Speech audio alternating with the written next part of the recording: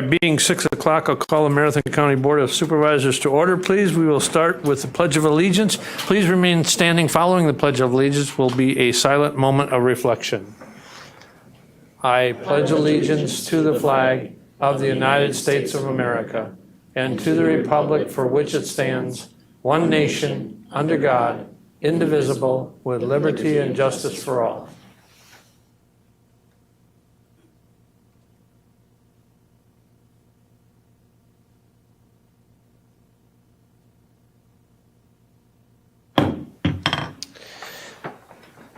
Thank you. We will have the reading of the notice, please. An educational meeting of the Marathon County Board of Supervisors will be held at the Marathon County Courthouse Assembly Room, 500 Forest Street, Wausau, at 6 p.m. on Thursday, June 19th, and the agenda was duly signed and posted. Thank you. I would like to request everyone please silence your cell phones and any other electronic devices as to not be an interruption to the meeting, and I thank you for your indulgence. And we'll move on to roll call, and I'd ask all the supervisors please sign in.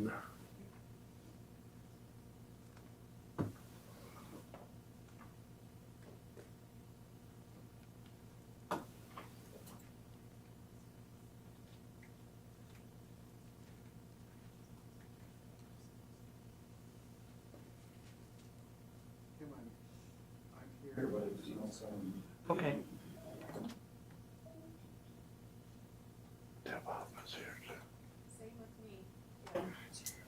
Okay.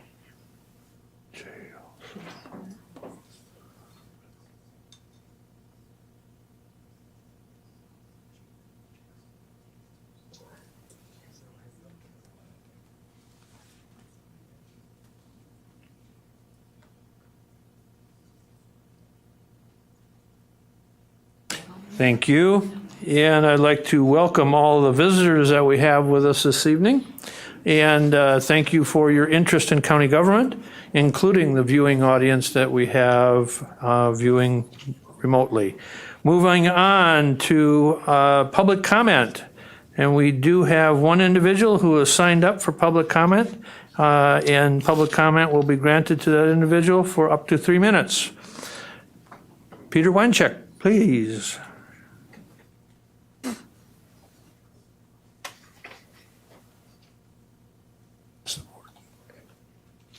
No, address the chair, please. Thank you. Just slide the button. Yeah.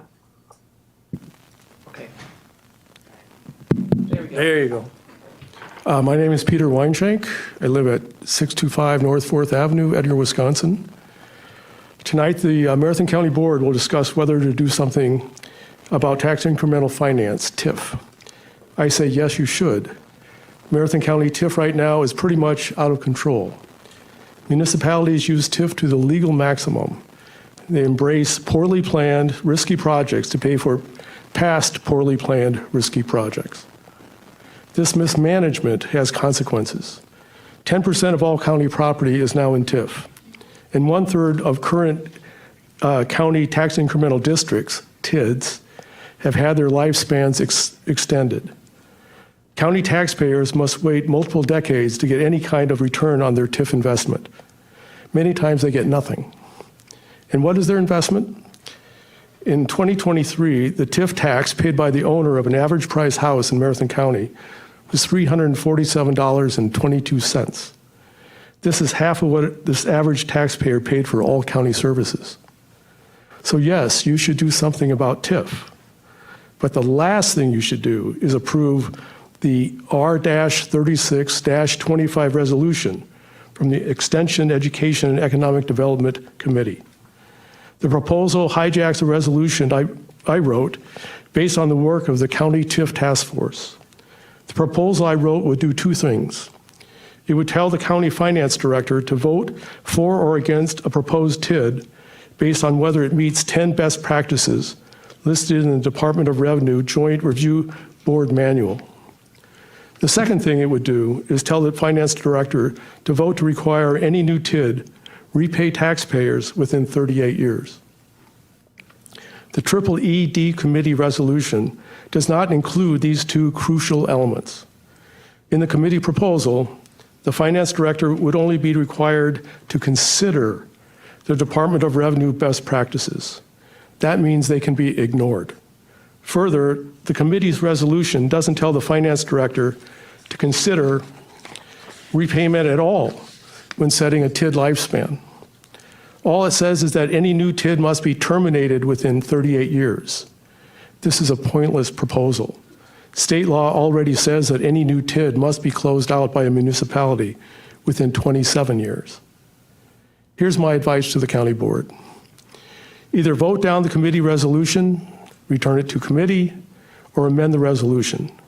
The amendments should tell the finance director to only vote for new TIDs that meet the Department of Revenue best practices, and to vote to require any new TID repay taxpayers within 38 years.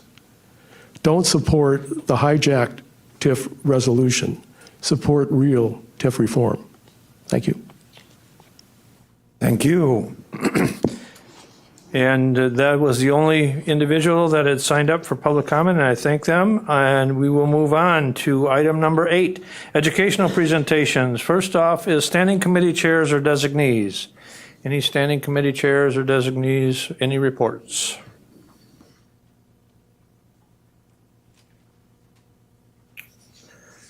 Okay, we will move on to item 8B, the 2026 Budget Development Orientation and Kickoff. So what we have before us is we're going to have a presentation. There's going to be multiple presenters. We're going to have the chair of the HR Finance Committee, Supervisor Robinson, myself. We're going to have the administrator, and we're also going to have the finance director give us a presentation on the start of the 2026 budget development.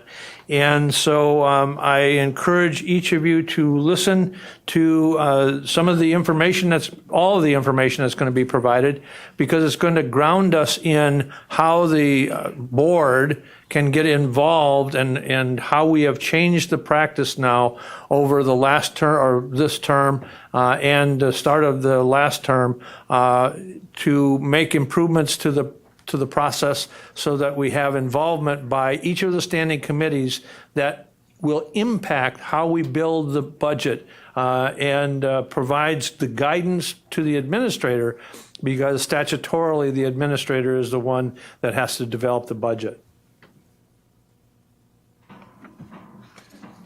So thank you. Are you going to pull it up?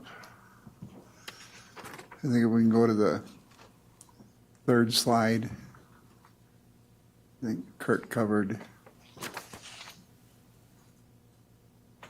All right. We've modified the process a few years ago now because of concerns raised by members of the county board relative to their ability to participate in the budget process. And part of that is a kickoff meeting to explain the process and some of the key components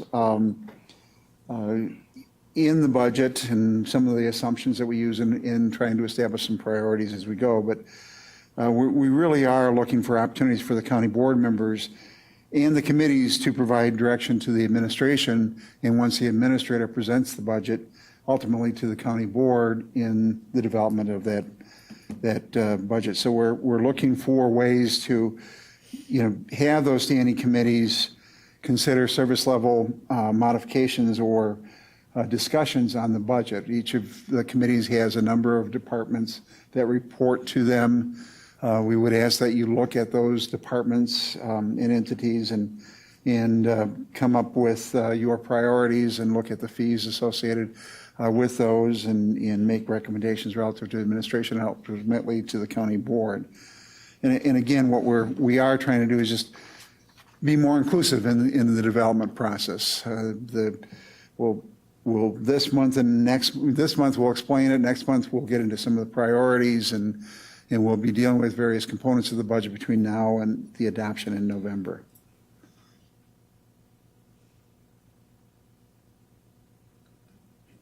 All right. Thank you, both Chair Gibbs and Committee Chair Robinson. So we have quite a number of slides in your packet. They're at the very end. So if at any point following today's meeting you want to refresh your recollection to those, to our discussion, certainly feel free to consult those slides. But again, the guiding principle, and this is really something that I can say has changed a lot from when I first started in administration as the deputy administrator, but certainly even since becoming the administrator about 5 years ago, I would say there's been a concerted effort both by staff, but certainly a request on behalf of the board to add those more opportunities for the board to provide that direction early and often throughout the budget building process. So a couple of key concepts we're going to hit today.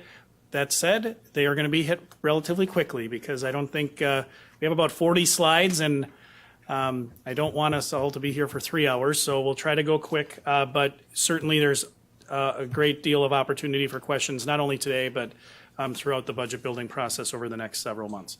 But we'll talk about property tax levy. We'll talk about how that's composed of several various types of levy, which you'll hear about throughout the budget. Operating debt, library, and bridge and culvert aid are some good examples. We'll talk about components of our revenues. Again, tax levy, shared revenue, sales tax, and government charges and state aids. We'll talk about the difference between the operating budget and the capital budget. And then we'll talk about a little bit about fund balance and working capital, and the real big takeaway on that, not to steal Sam's thunder, but while sometimes people talk about them as if they're the same thing, they are certainly not. But those are the big concepts we're going to try to hit on. So I'm up first with property tax levy and a couple of key points about that. So I think everybody knows property tax, the property tax system, it's a value-based tax. You'll hear the term ad valorem every once in a while. That's what that means. It's a value-based revenue stream. So what that means in practice, if Sam has a $300,000 house and I have a $150,000 house, all other things being equal, our taxing jurisdictions that we lie in, whether or not there's been a revaluation, all those things, assuming they're all the same, which is never accurate, but if we were to assume that, Sam would pay more than I would because the valuation of her home is higher. That said, the equalized value and assessed value, also some really important things to remember. When we talk about county taxes, we rely upon the State Department of Revenue to go through the equalization process. So they essentially, throughout the entire state of Wisconsin, but certainly within the county, they go out and have a process by which they determine the total value, the total valuation of all taxable property in the county. They do that across municipalities, equalizing that valuation. So municipalities then, let's just say, and you'll see later in the slides, the county's total equalized value is north of $17 billion. So the taxable portion of that, we then apportion out to municipalities for them to collect. But they don't collect taxes based on equalized value. You're all familiar, you get your tax bill in the mail, and what's the thing we see? We see assessed value, right? So they collect taxes based on assessed value. So what that means, again, in my example with Sam and I, if I live in the city of Wausau, and I do, and Sam lives in a township, and her valuation is $300,000, mine is $150,000. If I haven't had a revaluation in some time, our tax, how the amount we pay is fundamentally based on whether or not we've been assessed recently. If I haven't been assessed recently, that equalized value, we could have essentially the same house, but our assessed values, because she got assessed yesterday and I haven't been assessed for 10 years, the assessed values could be fundamentally different, but maybe our equalized values are pretty close. So we have to be very mindful of the fact that equalized value and assessed value are not the same. Baked into equalized value is another important, very important for counties concept, and that is net new construction. So you'll hear us talk about net new construction versus inflation as we get further along in this presentation. People often say, oh, county government or government in general, you're just going to raise taxes, right? We've heard that. Well, in Wisconsin, we have very strict levy limits, arguably the most strict levy limits in the country. Our property tax levy, the amount of tax we can collect, can only increase by our net new construction value. So just keep that in the back of your mind.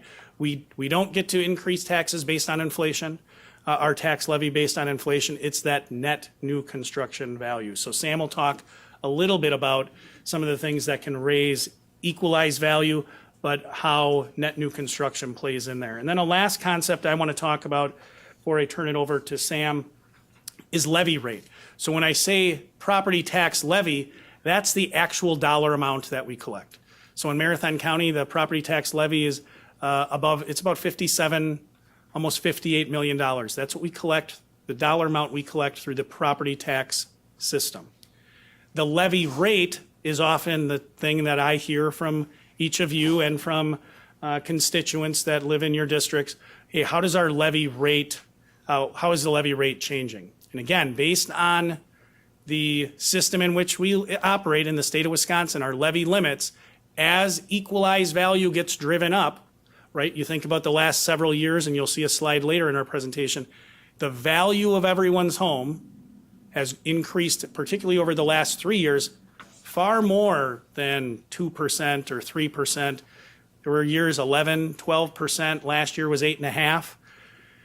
Our ability to raise the levy by net new construction was far less than the increase in equalized value.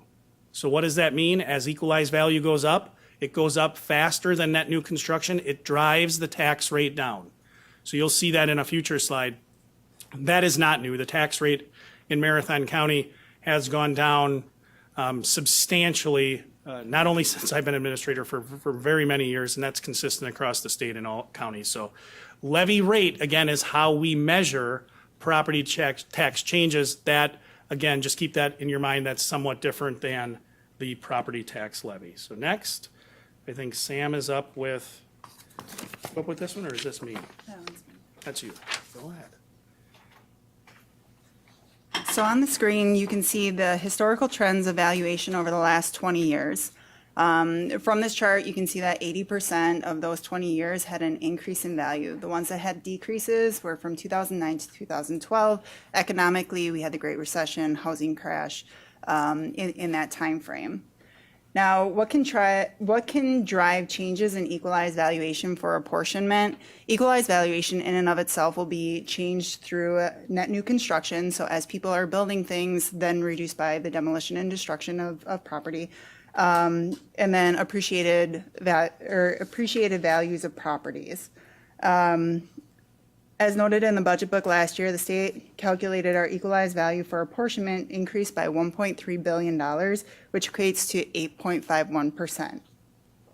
Now, when we look at equalized valuation and the apportionment, we take the total equalized valuation and we take out the TID districts. So as you can see in the columns there, the first one is the equalized valuations with the TIDs included. When we do the apportionment, we take that fourth column there that says TID excluded equalized valuation, and we use that to then divvy out the property tax. When a TID closes, then again, it goes back into the pot of money that then gets allocated out. So as a TID or tax incremental district closes, again, it raises that equalized valuation, spreading the property tax out amongst more property dollars, again, driving the rate down. So if I can just add on that, why when Sam's talking about net new construction, the easiest way that I like to think about it, it's like Sam said, it's people building new stuff.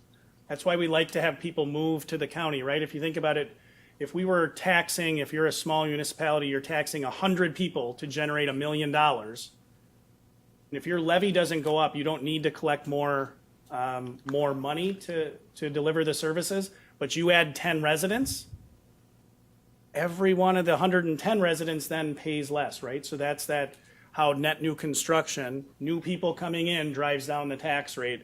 Just like, hey, if we don't add any people, but we have 100 people and their home valuations increase, that likewise drives the tax rate down. Then the last one, the best time to have a tax increment district is the year it closes, because like Sam said, then that valuation flows back into the apportionment. And the difference, again, you can just see on the screen, we're apportioning taxes across the 15 billion, 15.7 billion. But we have, if you include TID valuation, 17.26 billion. So it'd be great to have that additional valuation back to essentially service that levy.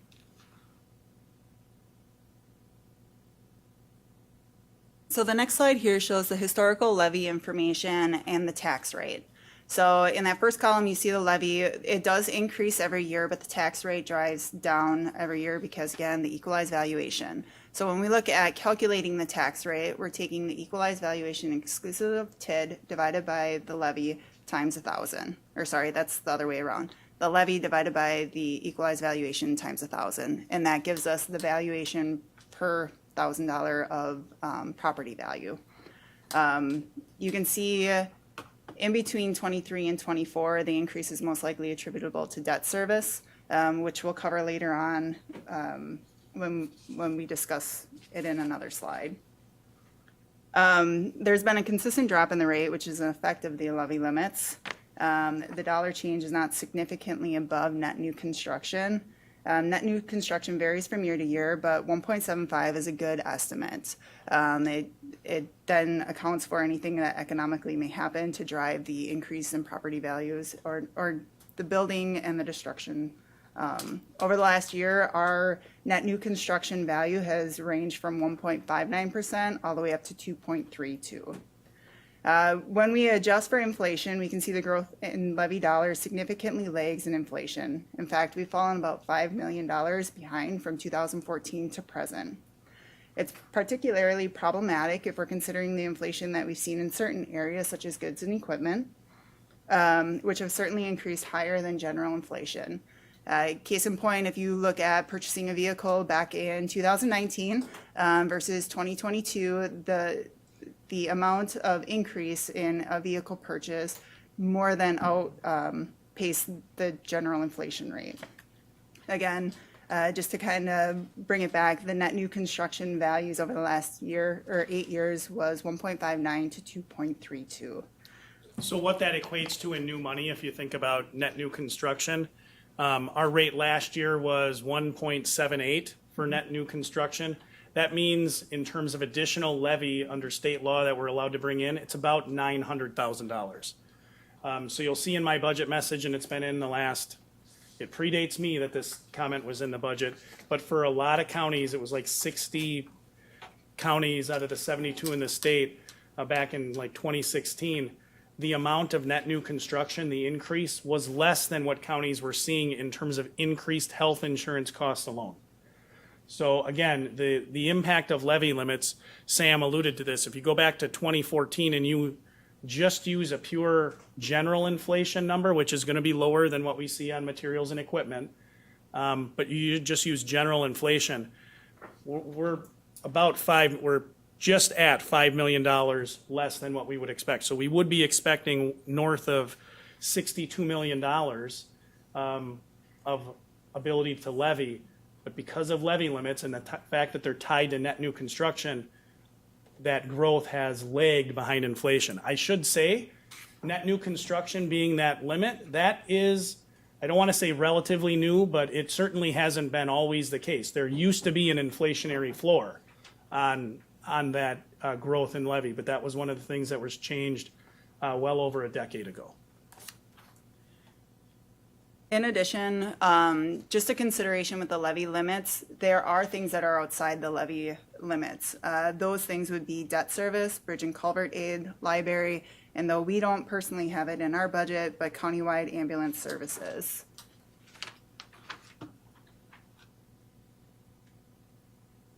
When we look at our budget, we are looking at two different components. We look at the operating budget and the capital budget. So the operating budget is the funding that's needed for government operations, everything from wages and benefits to supplies, insurance, contracted services, and it's covered by a wide variety of funding streams. It can be taxes, it can be grants, it can be fees for services, it can be miscellaneous revenues. So again, it truly is very broad in how it's funded. The other portion of the budget is the capital budget. So this is where we budget for buildings, equipment, large purchases, It is important to have a 5-year capital improvement project plan so that we know what's coming down the road, that we can accommodate and kind of strategically plan of when is the best time to do those projects, and then when funding is limited, then prioritize based on the funding that's available. Part of the CIP planning is making sure that we have a strong fund balance in case borrowing is a need. Strong fund balance is a consideration in that, which also then alludes to a better borrowing rate should we have to utilize that. If we're not looking to borrow, the fund balance then can become a place where we strategically plan. For example, let's say we're looking at a $500,000 capital improvement project in 5 years. We may be able to strategically plan putting away $100,000 a year to then accommodate the cost of what that project will be in the long term. If I can add one thing on it. So Sam talked about funding streams. You'll see that the funding streams for the capital budget, like Sam alluded to on the operating, are relatively broad, right? And Sam alluded to the fact that you can use fund balance. You can use fund balance. It's not a great strategy for operating, but on occasion you can do that. But there's one important limit or one important difference between operating and capital, those budgets that I want to talk about, and that is you cannot, in the state of Wisconsin, you cannot borrow for operating, which one of the things then that you've seen as you interact with more of your colleagues from other counties have over the last several years, essentially since levy limits were put in place, counties used to be able to fund capital projects with a lot more of their levy resources because levy resources were higher. You didn't have that levy limit, that strict levy limit of net new construction. You could levy, when inflation was the floor, you could levy that. You could increase your levy by that amount. As those levy limits have continued to ratchet down that tax rate, counties have been less able to do that. So your ability to do pay-as-you-go financing or pay for capital projects with tax levy, operating tax levy, continues to be reduced. So counties, you've seen, if you talk to some of your colleagues, there are a lot of counties who are now, when they look at their capital budget for things that are, in my mind, you should look at more as an operational expense. I see Jim in the back, not to pick on highway, but if I don't look at, and I don't think any of you look at, a 1 mile segment of road as a capital item. The system is the capital item, right? The value comes from the obscene number of lane miles we have in Marathon County, 1,200 plus. When counties have had the ratcheting down of the effect of the levy limits, many are now going to annual borrowing for roadway maintenance, for resurfacing. It's like borrowing to put tires on your car. It's legal, but it's not best practice. That said, it's one of the things that has been an outgrowth of those levy limits over time. As you'll see in a little bit, we've all had the benefit, counties have had the benefit over the last couple of years of a couple unforeseen influxes of revenues that have helped us. But overall, that distinction of operating and capital is really, really important to remember. The other thing to note on the capital budget is we do currently have a rollover funds policy to help fund the capital improvements. So what that policy says is that any unused monies from, we'll put it into context of 2024. Any excess funds in 2024 would then be rolled over into the 2026 CIP funding. That's part of the pay-as-you-go philosophy that the county has utilized. And what that does is it limits your need to borrow, which we'll talk about later. I think that's served the county well. There's a number of counties that have adopted that sort of approach. This one right here is to just kind of illustrate the working capital designation, which is a part of the fund balance. Again, the fund balance in and of itself does have this working capital designation for cash flow purposes. When we talk about having that designation in there, on January 1st, when the budget becomes effective, we don't get all of our revenue sources on January 1st. This allows us to have the money to pay the bills in that time frame while we're waiting for the funding sources to come in. Funding sources, again, could be taxes. Property taxes get heavily collected in January and July. It could be grants that we pay for in advance that then are reimbursed at the end of the grant or periodically throughout it. Just to kind of illustrate, again, that it is part of the fund balance, but not the full thing. Let's see, they were on slide. If I could just interject at this point, we are working on a fund balance policy in response to some of the questions that were asked last year. We hope to have that to the board in July.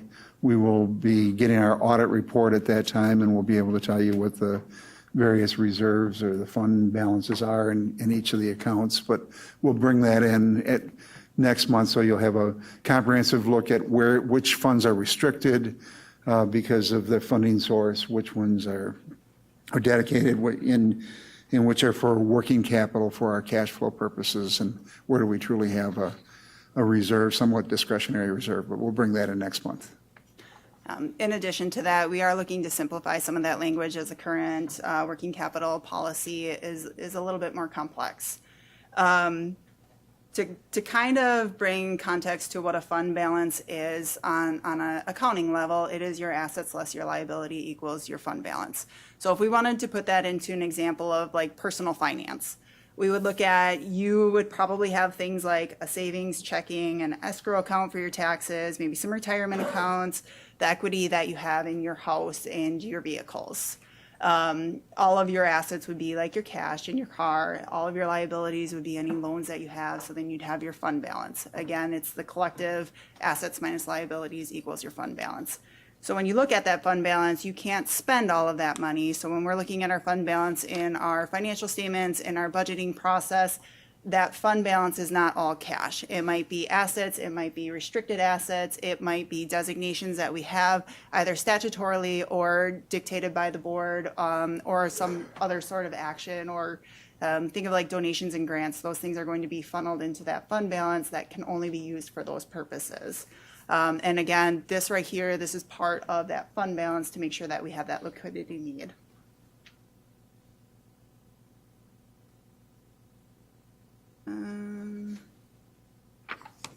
I'll add one thing on here. Again, like Sam said, it's really important. It's helpful to me to have that personal life analogy. I can't go, a lot of the things we think about as fund balance, you can't go spend. Again, I'm looking at Jim in the back. We have a value in highway trucks and we have values in roadways. We can't go spend those things. But they are listed on the balance sheet because of accounting principles.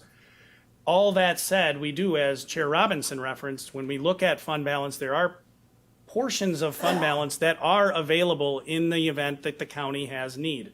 And just to illustrate a couple of times that Marathon County has utilized fund balance as a funding strategy, you did it back in 2018. It was a very, and you can go back and read the budget message from my predecessor, it was a one-time approach to funding positions. It was acknowledged this is not sustainable to fund positions, ongoing operational expenses with fund balance, but we did it in 2018. We created new positions in the sheriff's office and the district attorney's office, and had some other things we implemented with those costs. 2019, you funded some really important work that needed to be done in the jail out of fund balance. Then you also utilize some borrowing to complete that at a later date. So again, fund balance is, as Sam said, a really important component of long-range planning.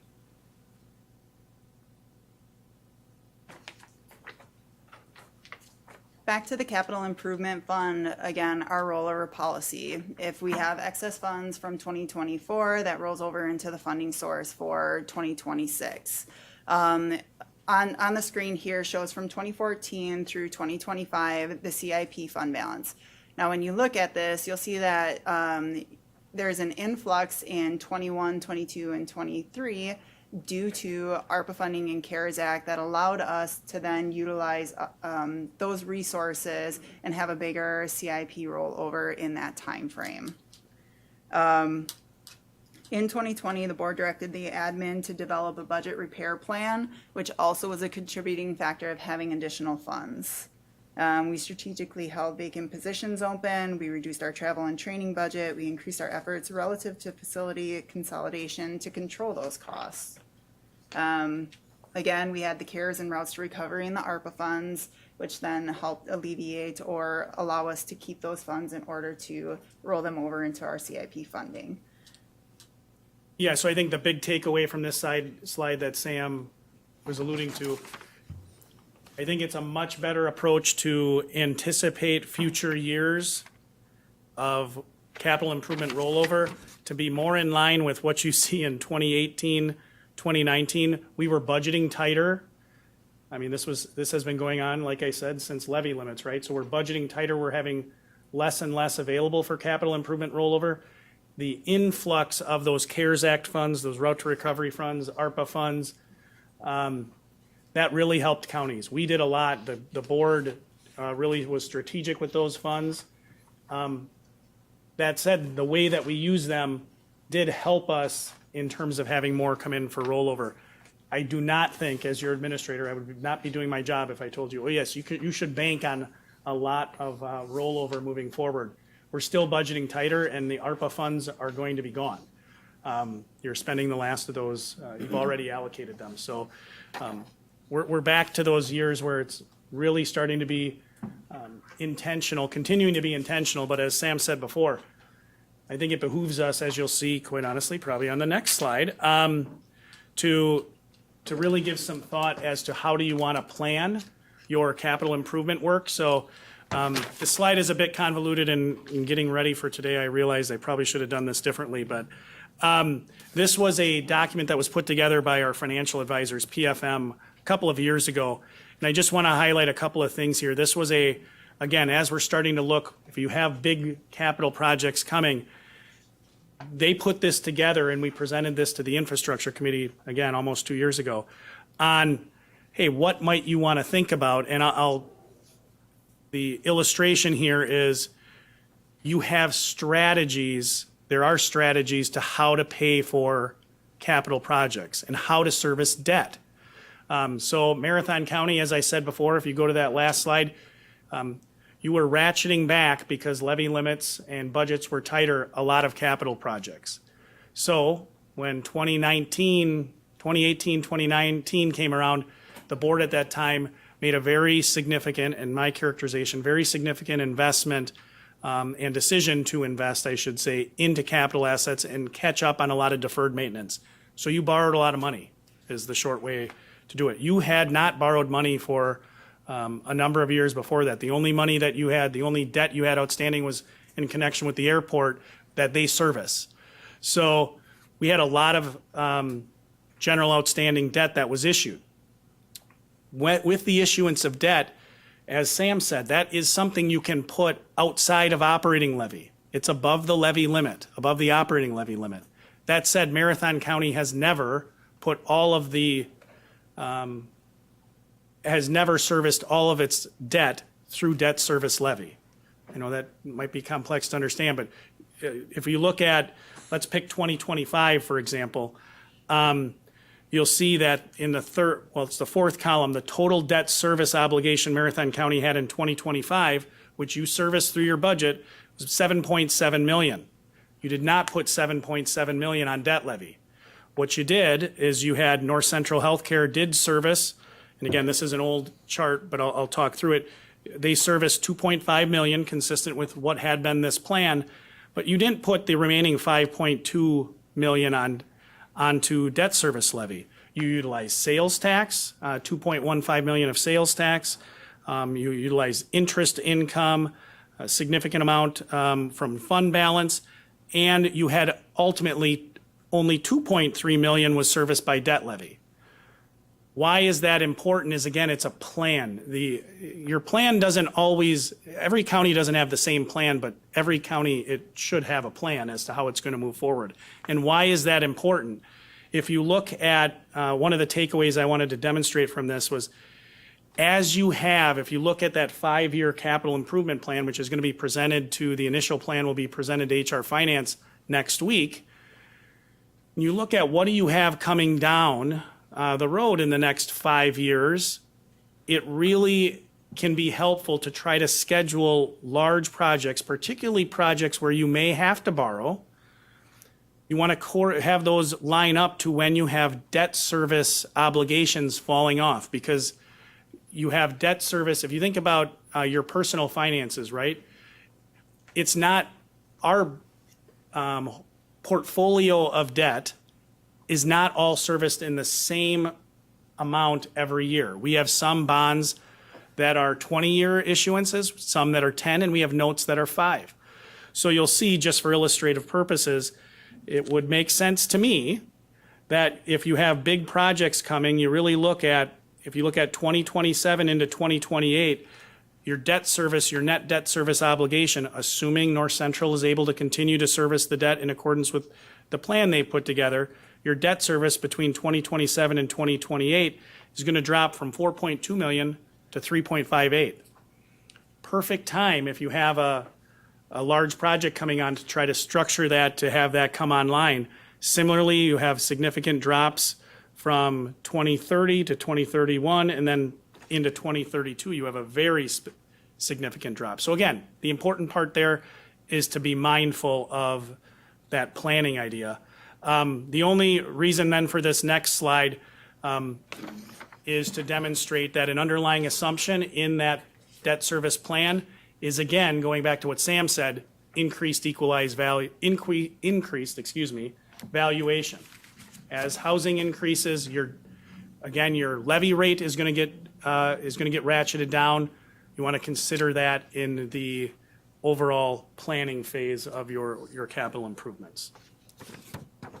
And the percentage that our consultant used at the time a couple of years ago was 4%. You can see at the bottom, that's a very conservative estimate. So again, just more stuff to be mindful of that we'll reinforce throughout the budget process from the staff perspective, and you'll see it in the capital improvement plan that we'll submit. So speaking of that capital improvement plan, the schedule, I already alluded to this. Next week, HR Finance is going to get the first glimpse of what all the project requests that have come in from departments. We are really trying, as Sam alluded to get a much better handle as an organization on all of the capital improvements needs that we have. That is no small task. You have a lot of buildings, and we have a lot of county departments that historically were in their own building. And if our facilities people aren't in that building all the time, they really don't know what the needs are. We just had a conversation. We're going to have another conversation you'll see next week relative to the jail. You have some significant things until we know those things can find their way onto that 1-year capital plan when you really want them on the 5-year plan. But I would say we are getting a lot better. This will be, of course, incorporated into your final budget adoption.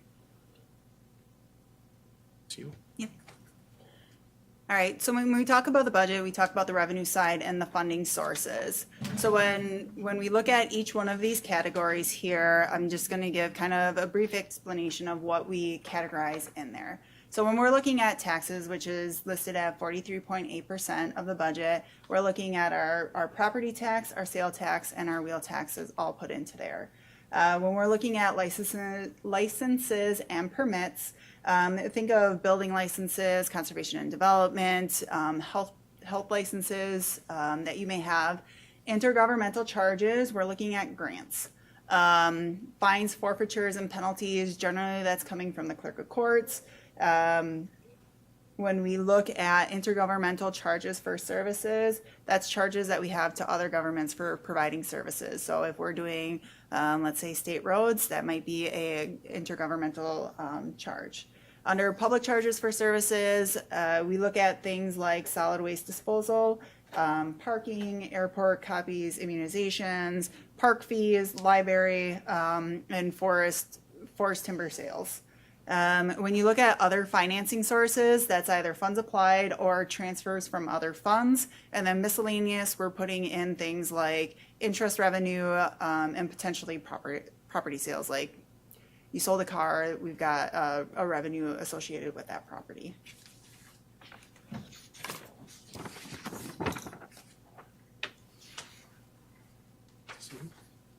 The next slide is deals with sales tax, and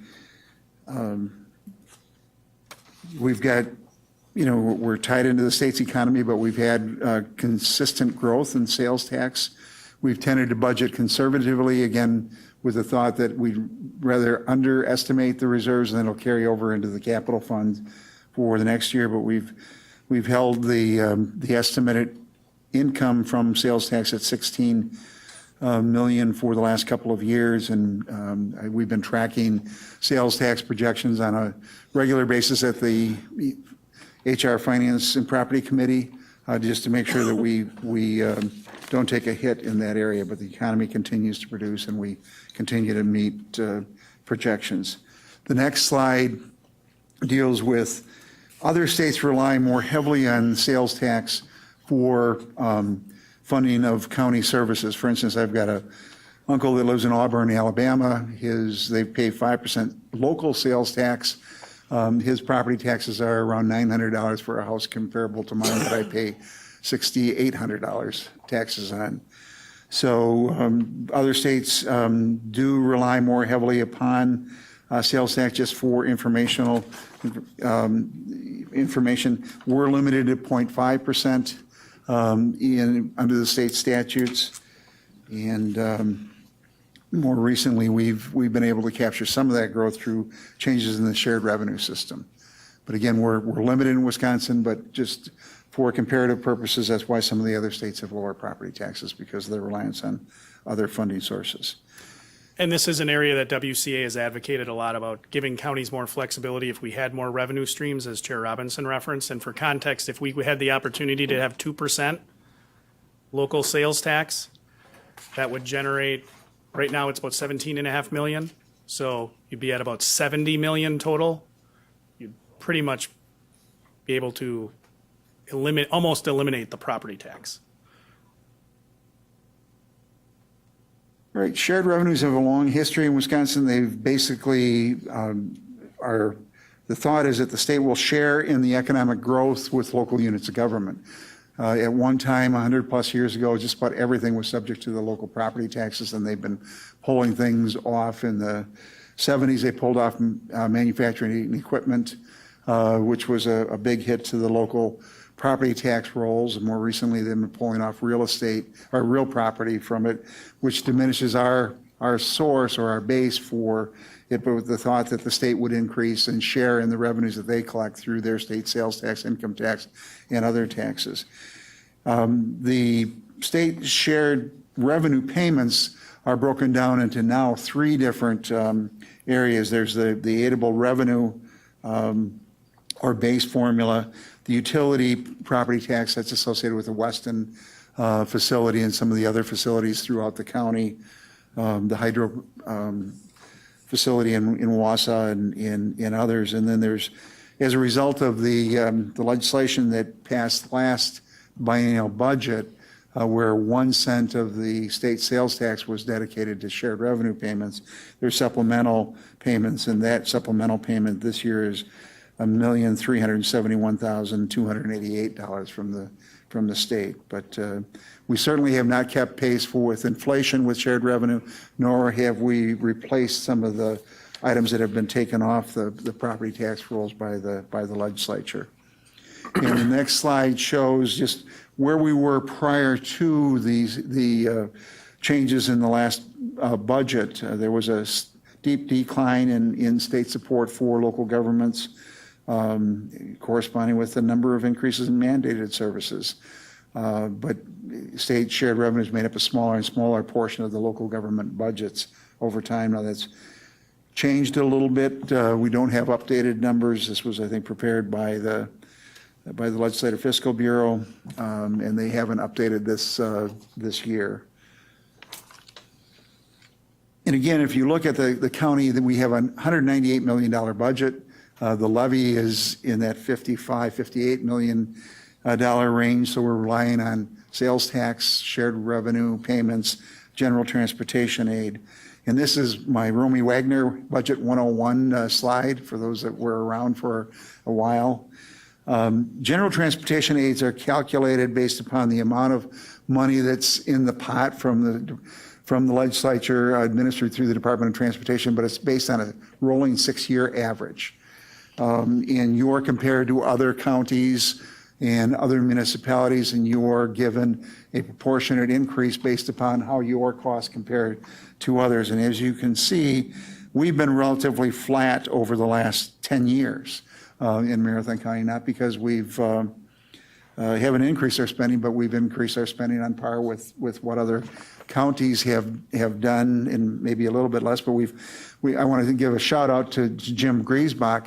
One of the reasons we've been doing so well in this is I think he must be a vulture, and he circles around all the funding sources, and he's been so good at picking away at those funding sources and getting money from Marathon County to reduce our levy and increase our ability to maintain the roads. And we're hoping that continues beyond his retirement, but it certainly is a benefit that we've had. But our transportation aids have not kept pace with inflation.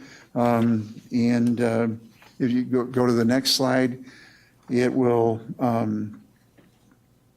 in 2025, it's not on this slide, but 16.3% of the county costs are covered by general transportation aid. The thought and the assumption was that was going to be 30%. The state was going to share, so they're about 60% of where they should be in terms of funding local roads or county roads. And it just shows that, again, we've got a partnership with the state, but the money doesn't always stay current, which is one of the reasons why the county looked at the wheel tax as a mechanism for funding that. And again, if you go to the next, this is the general transportation aids, and again, it's that 6-year average. In the past, what would happen is we'd work on the budget, we develop the budget, and at the 11th hour, the state would revise their transportation aids projection for the following year. And the first thing the county board did was they cut the spending on roads.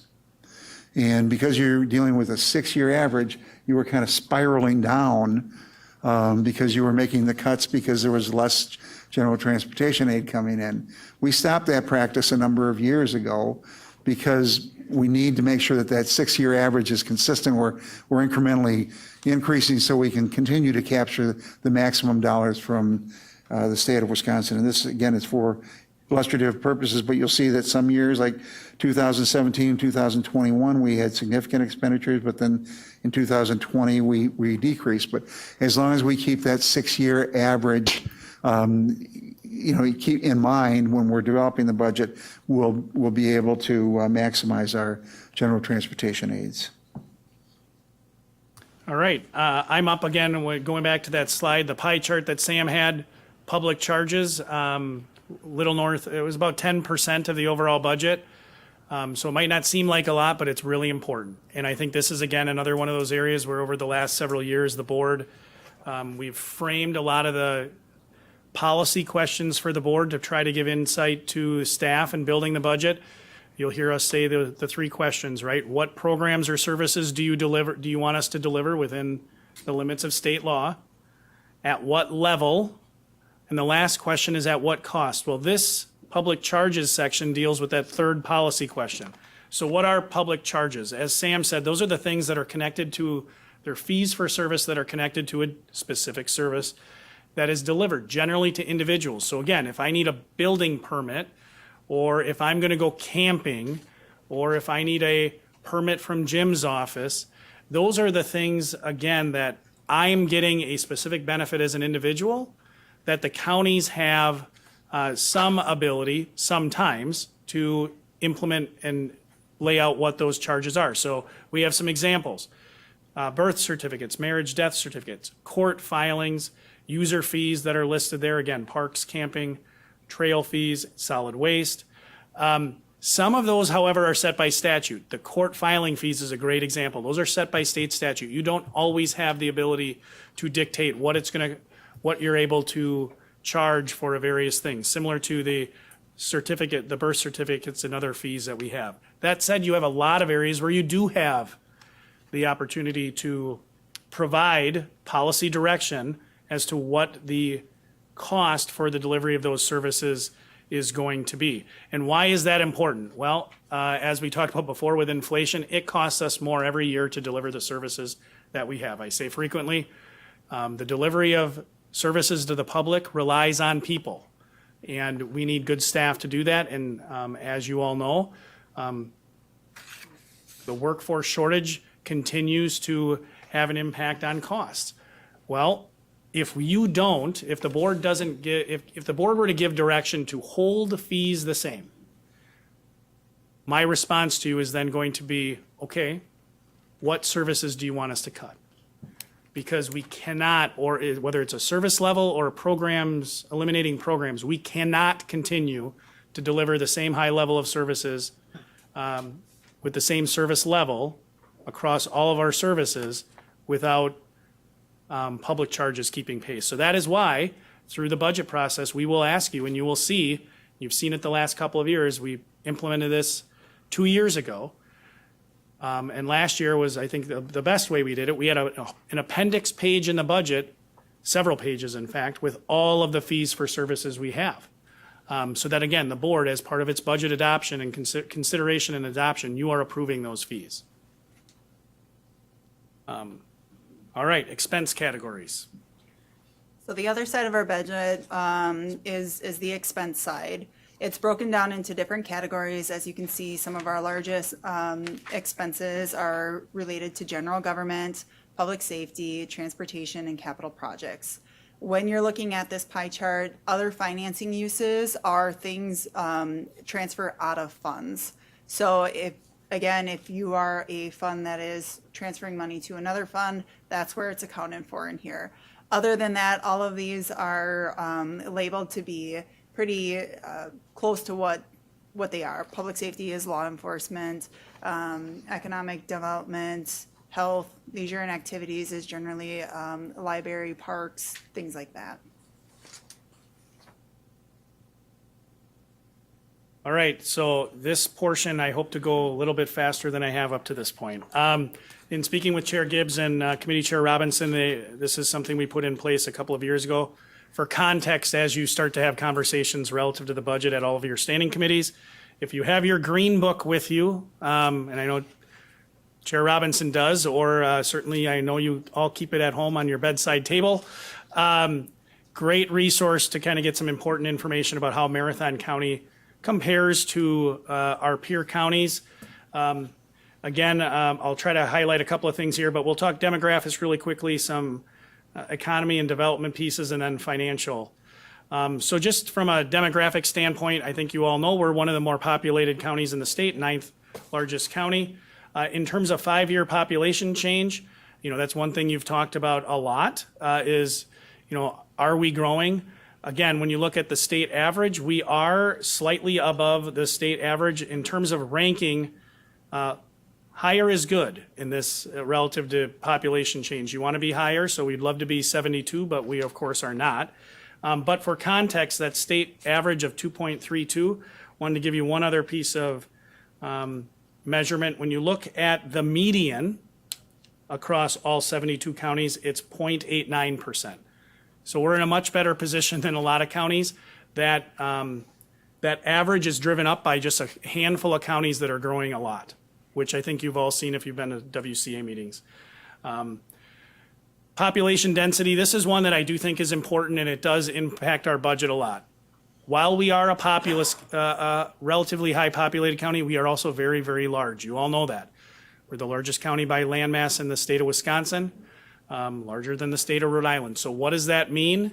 Well, it means we have a lot of roadways like we've talked about before, which are expensive.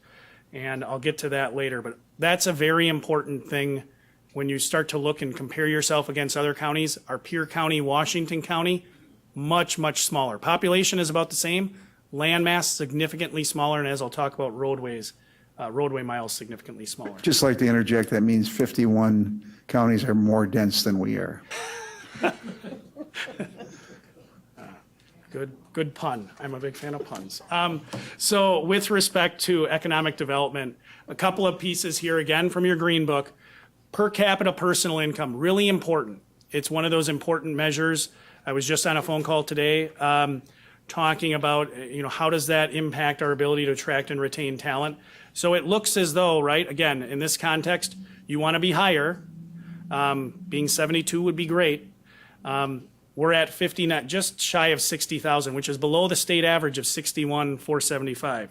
But again, as I referenced before with the importance of another measure, the median. The median per capita personal income in the state of Wisconsin in 2022 was $54,425. We are still in the top quartile. Again, there are a couple of counties that really skew that average. Washington County, I referenced before, a peer of ours in terms of population, 68,000, over 68,000. Dane and Door County are over 70,000.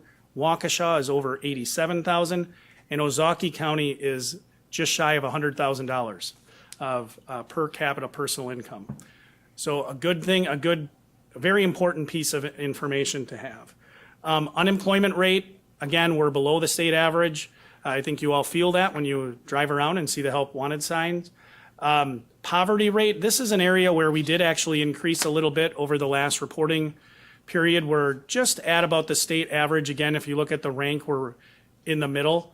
But certainly, and it correlates to that per capita personal income piece. Net new construction. Again, this is reported in the Green Book. There's a year lag here. Our previous value was 1.78.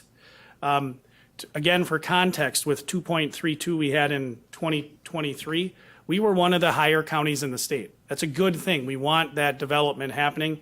Again, the more net new construction you have, you spread that growth. That new growth allows us to spread that levy out amongst more taxpayers. House prices. This is, I think, really important. The board has talked a lot about housing in its strategic plan conversations over the last several years and what the county's role is. When you look at housing prices and home affordability index, those two there, we are it's still challenging, but we're in a better position relative to our peers in the state. Our affordability index is still better than that state average. Then last, as I referenced before, county highway miles. No offense, Jim, I'd like to be lower. We are 72, we have the most.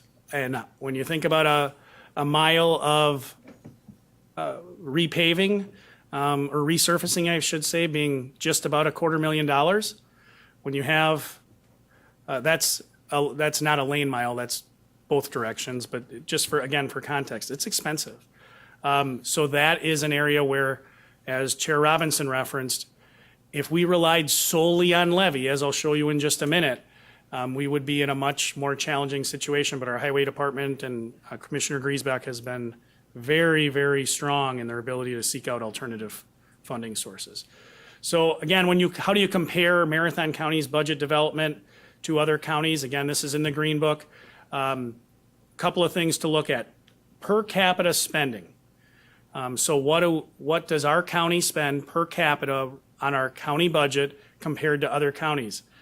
When you look at the rank here, I'll make a value judgment. Low is good. We want to be efficient. We're the 13th lowest per capita spending. The state average, again, is 1,107. This is a bit dated from 2022.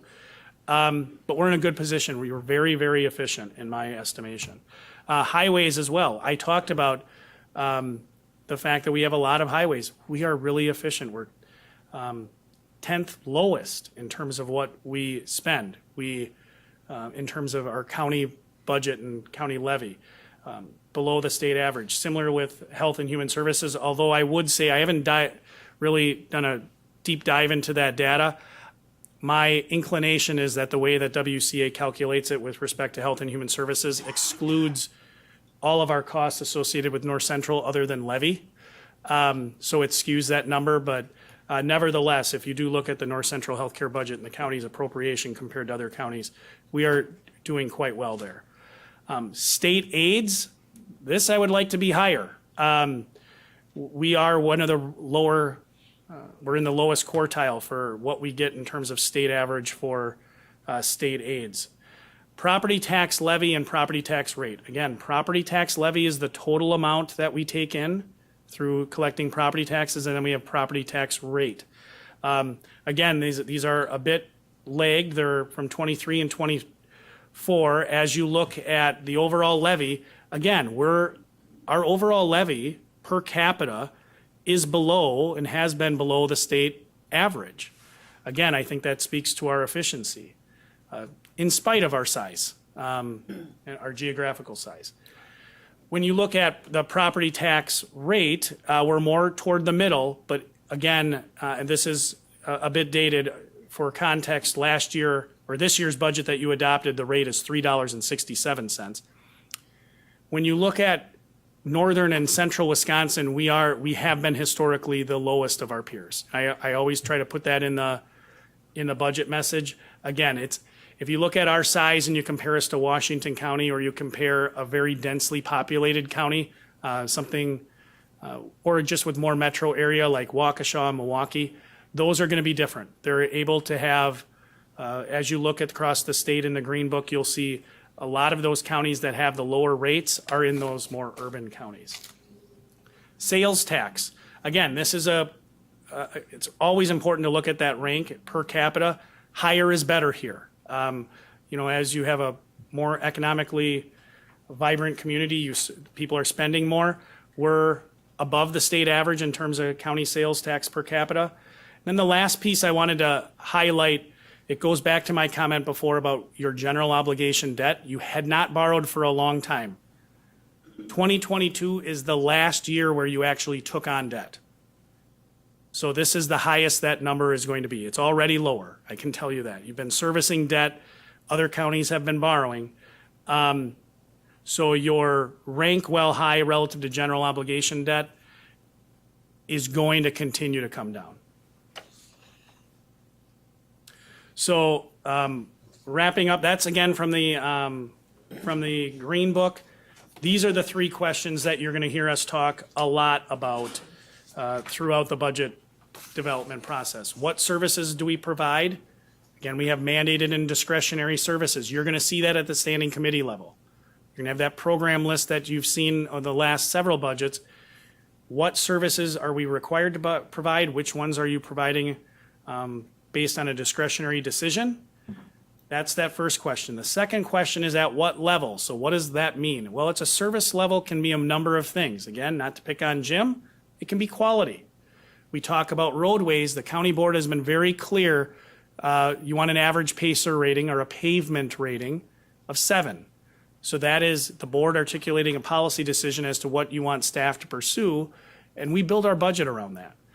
Similarly, service level policy decision can be, what population do you want us to serve? And there's a wide variety of those service levels. Those are just some examples. And then lastly, and I already talked about this, at what cost? That's that public charges section that you'll provide us guidance moving forward on. So I already hit on the budget development process for the capital budget. What do you need to look forward to in terms of budget development for the operating budget? As Chair Robinson referenced, HR Finance is going to be taking up very soon the budget priorities and assumptions that will inform staff in the budget development process, but also your standing committees are going to go through and you're going to review that mandatory and discretionary program list to provide insights. If you have services that you want, I think it's on the next slide. Oh, maybe it's not. If you want less of a service, let us know. Take formal action to provide that. If you want us to look at some new services, and you have, over your last couple of budgets, added some new programs and services, albeit they were very limited. The one that comes to mind is the water testing, beach water testing that Conservation Planning and Zoning is partnering with the Parks Department and the Health Department on. Came at a quite minimal cost, but it was a new program or service. That was a board decision, not a staff decision. The board provided that direction. So again, those things are going to be coming to your standing committees, and it'll be a recurring item on your agendas moving forward. So I alluded to budget assumptions and budget priorities. Here are the assumptions. These are the things that provide us as staff the information that we then use to start to build the budget for your consideration. Net new construction. Again, how much money, How aggressive do you want to plan? Again, the board has been, I think, very conservative in a good way about how much new revenue do we want to bank on having. We will get those estimates and a final number from the state of Wisconsin, so we will know how much new money we're going to get. But it helps us to get to put that revenue assumption together. Shared revenue, as Chair Robinson referenced, my sense is the board is going to be consistent with what it's been the last several years, and that is plan for flat. That's a best case scenario in terms of shared revenue and transportation aids being flat. Sales tax, won't belabor the point Chair Robinson made. Again, you've used that as a strategy to take the number from Forward Analytics, which is Wisconsin Counties Association, and kind of back off generally about 10% of that projection in your budgeting process, because again, your strategy has been to mitigate the need to borrow in the year following the audit for future capital. And then public charges.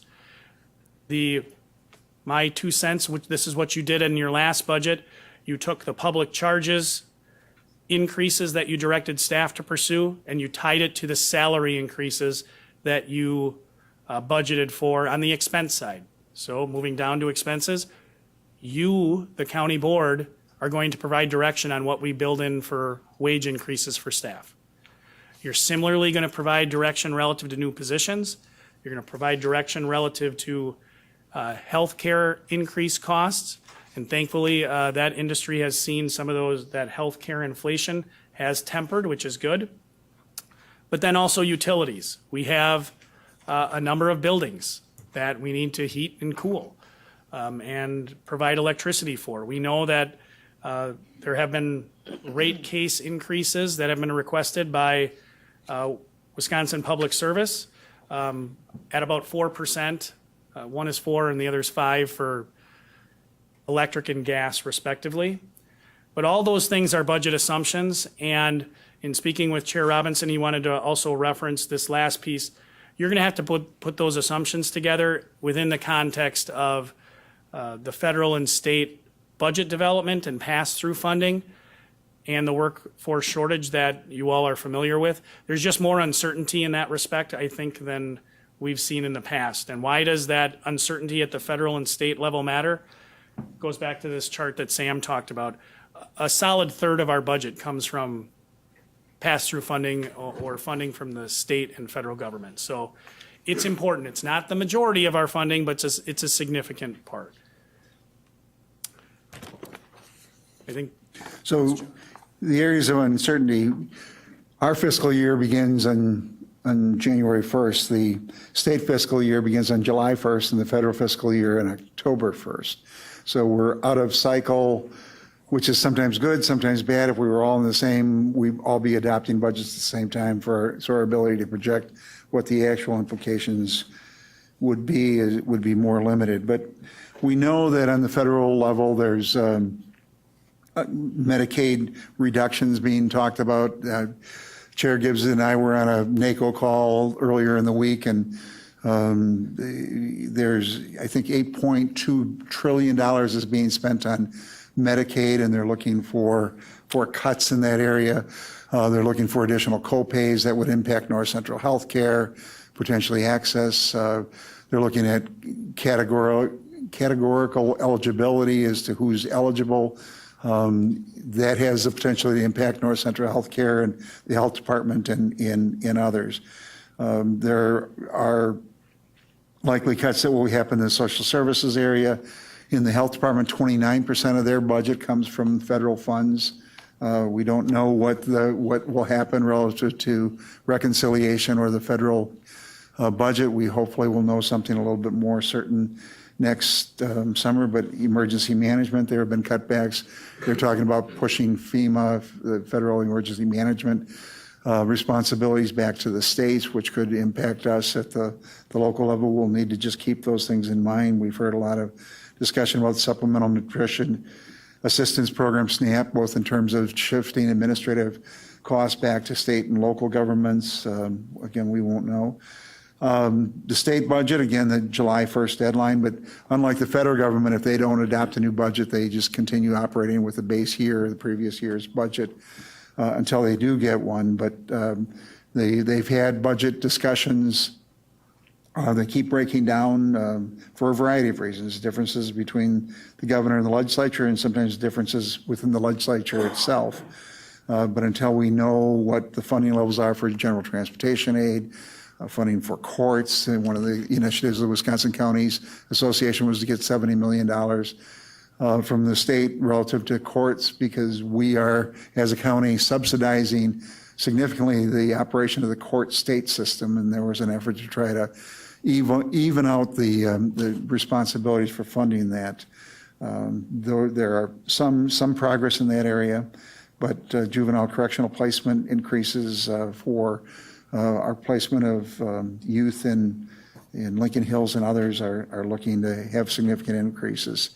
So we have other factors, sales tax, what our capital equipment costs will be and our material costs will be. If we have inflationary periods, our cost of fuel goes up, our cost of buying new equipment goes up significantly. So all those areas we'll have to factor in and monitor throughout the development of the budget. So do you? Yeah. So I have the next one. So we talked about budget assumptions. This is the budget priority framework that you've adopted historically. This is relatively new. You've done it the last 2 budgets. It's been very helpful for me. Essentially what it is a framework. On the left side, again, you're going to give us priorities. You're going to put them in rank order, the board is, relative to direction on capital reserves usage, employee compensation, health insurance, new positions, and just general operating expenses. That rank order drives my decisions on the right side of this matrix. Again, we borrowed this from our good friends in St. Croix County. I think it certainly served me well. It helps me kind of get a better understanding of what the board's looking for in terms of priorities. So that's one of those clear ways that the board is going to provide policy direction early and often throughout the budget. And then here's your committee system.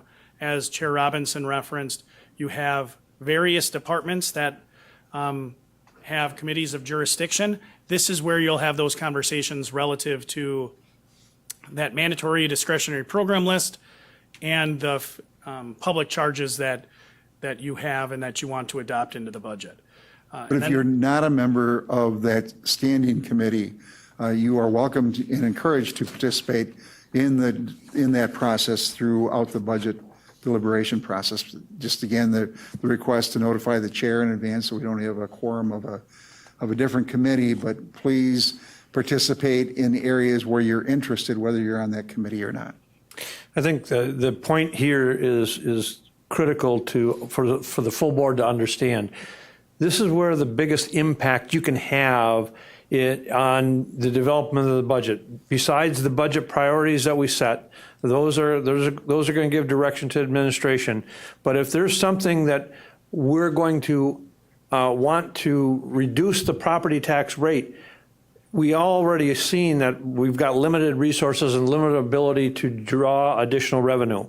So now that means potentially we're going to have to, cut services. If we're going to cut services, we need to do it strategically, and we need to have that direction from those standing committees to administration early, so that we can work in and develop as we develop the budget. Those discussions are critical at each of those standing committees. And then building on that, the last point, please, if you have questions at the standing committee, reach out. One of the common mantras that you'll hear me say, and I know other the standing committee chairs will say, not every dollar in the budget is created equal. This document up on the screen, is it's a format from our previous financial system. But what it shows, again, is there are some departments that are funded, as Chair Robinson referenced, significantly by grants and other revenue streams. So you'll see, for example, the medical examiner's office is generally it varies around 50% levy funded and 50% other revenues. Parks, again, about a third, between 40% and a third. Sheriff's office is the other side, very heavily reliant on tax levy. Social services is about a third. funded by tax levy. So that's the old document to demonstrate that point. If you look in our new budget books with our new financial system, the same is true. It's just demonstrated differently, and that's what this is meant to convey. Again, not every dollar in the county budget is created equal in terms of its impact on the tax levy. And why that's important is even when you look at departments, and I reference social services, not every program in social services is funded 2/3 by other revenue sources. It's very program specific. So you might have, that's why we want to get that direction from all of you and from your standing committees. We'll provide you the best information we have relative to a particular program. But the short answer is we have some programs that are 100% levy funded, and we have some that are 100% reimbursed.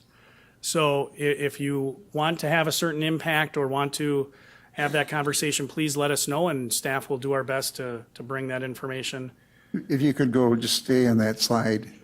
So what you have is basically our 198 or just under $199 million budget. And, we break it down into funds, and you'll hear the use funds, but the general fund, which is basically most of government, those general fund programs are listed on the right. There's actually two tables here. They're listed on the right. The left is the fund, but social improvement is social services and others, park funds, grant funds, debt service, landfill, et cetera. Those are pretty self-explanatory, but the number one area for levy support is the sheriff's department, between the sheriff's department and jail. And when you start looking around, support for other agencies, highway fund comes in. And so sometimes if you make cuts, you don't knock the levy down as much as you knock our spending down. So it's important that you factor in when you're looking at cuts what the implications in, because not all dollars are equal. And then I think finally, the next steps, you'll be receiving a number of things as a result of this. And again, at the next month, we'll start working on the budget priorities. We'll share with you the working capital. But the standing committees are asked to review the mandatory discretionary summary sheets that the administrator will be providing to you, to review the public charges document where we're currently looking at fees. And if our costs go up 3% and we don't increase our fees by 3%, we have to cut somewhere else because, again, we're constrained by our levy limit. But it's important that you participate in those discussions, set the priorities in those program areas or those departments that are responsible to that committee, and then provide that input into the administrator as he begins to develop the budget, and then attend the committee's meetings. And you'll have two opportunities or several opportunities, but at two critical points. One in the development of the budget between now and September, to provide input to the administrator into the actual development of the budget, with the budget being presented to the county board on September 30th. And then it becomes our document. And then we need to basically get a preliminary budget that we take out to public hearing. We have to set that by the middle of October. And then once we have that publication, in the public hearing, you'll again have an opportunity to provide, as a committee and as individual board members, input into what those priorities are. But we encourage you to attend any and all committee meetings, and including the finance. But we'll be providing input to the administrator between now and September, and then focusing on his recommendations after September in the development of that budget. So with that, I guess we'll open it up for questions, if there's any questions. I know it's a ton of information, and this is the second time that we've gone through this, but it suffices it to say the biggest policy document that this board undertakes is the development of the budget, because it sets our priorities, it sets our programming, and it delivers the services that the citizens of Marathon County expect. Okay. Must have educated them or bored them or put them to sleep. I'm not sure which. So we will then thank you, everyone. And we will move on to review and discussion on the voting items for next Tuesday's meeting. So we will start with item 9A, appointments. Item 9A1, Board of Adjustment. Reappointing Supervisor Mike Ritter, Supervisor Tom Soibert, and Richard Lawson to the Board of Adjustment for 3-year terms to expire June 30th, 2028. Any questions on those appointments?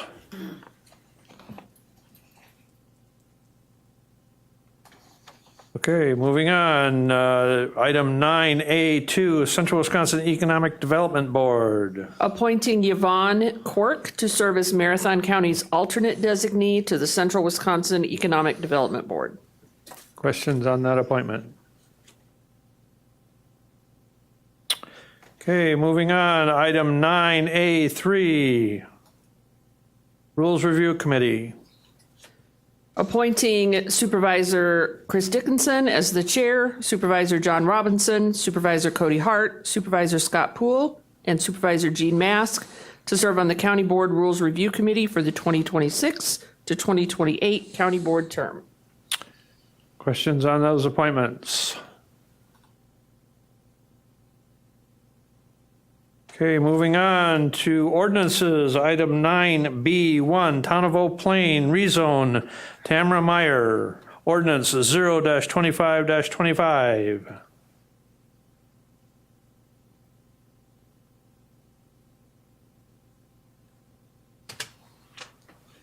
Next, we have item 9B2, Town of Oak Plain rezone, Tim Vreeland on behalf of Daryl and Donna Zimmerman. Ordinance 0-26-25.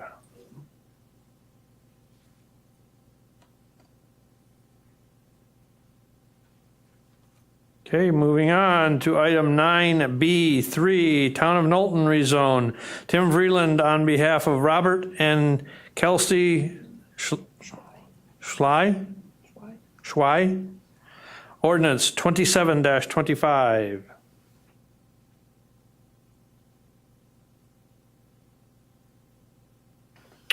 Okay, moving on. Item 9B4, Town of Marathon rezone, Matthew McGee for KPS Enterprises, Inc., Ordinance 28-25.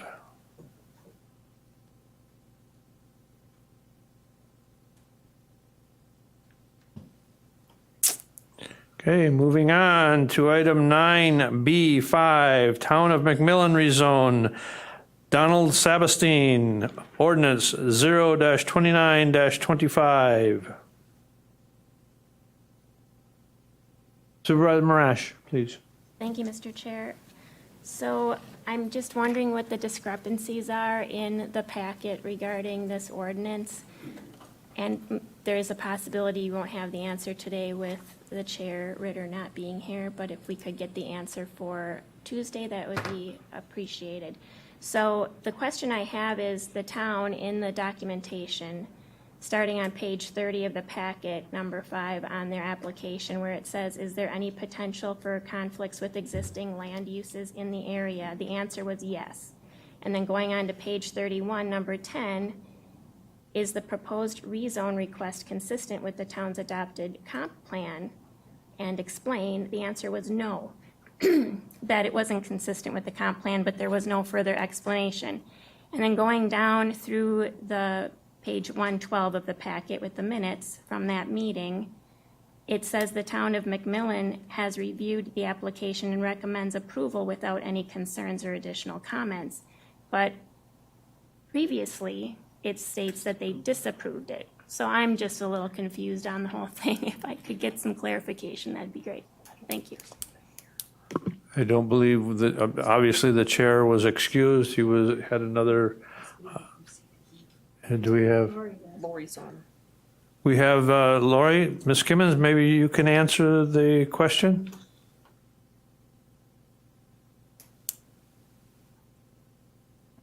Hang on. Lori.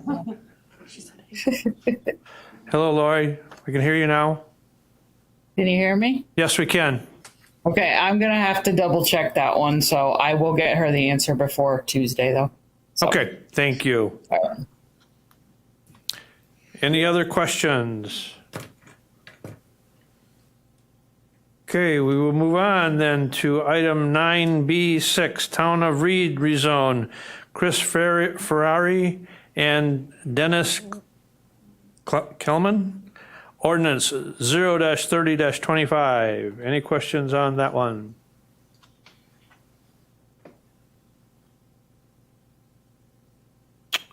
Okay, moving on to item 9B7, the Town of Rib Falls rezone. Randy Ross for Verlin and Jane Ross Trust, 0-31-25.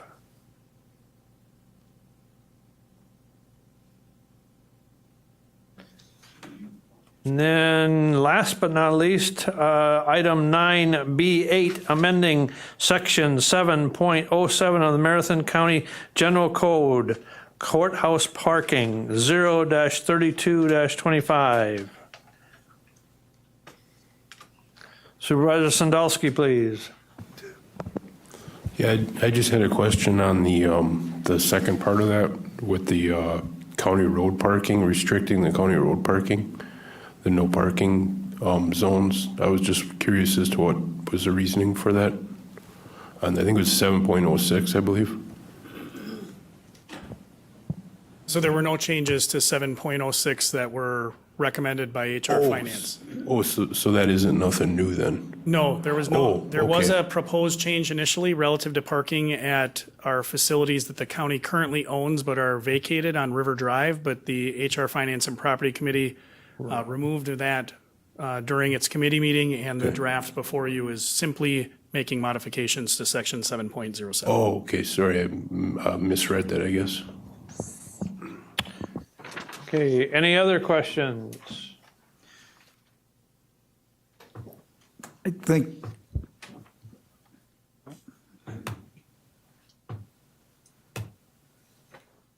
Supervisor Robinson?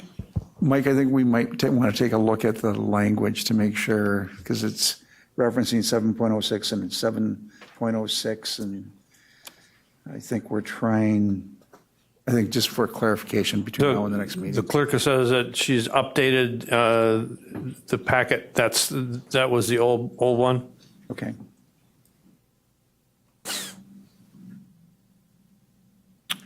Okay. Any other questions? All right, then we'll move on to resolutions. Item 9C1 from the Environmental Resources Committee, a resolution approving the Verity Renewable Natural Gas Timeline Extension, Resolution 35-25. Questions? Supervisor Rosenberg, please. How come it's delayed? Lance, please. I can start, and Dave can correct me. Solid Waste Director Hagenbusher is in the back. The short answer is the primary impetus to the request for extension is not that they will not meet their deadline, but some of their financing, the entity that provided them financing is simply looking to provide some assurance that if they don't meet that deadline, that the agreement will remain intact. And I did just get some information from Dave, and it sounds like they're making progress. And in July, they will begin having the initial methane and landfill gas transmitted to the processing plant for processing and injection into the pipeline. But this is really a function of some of the concerns of their financing entity.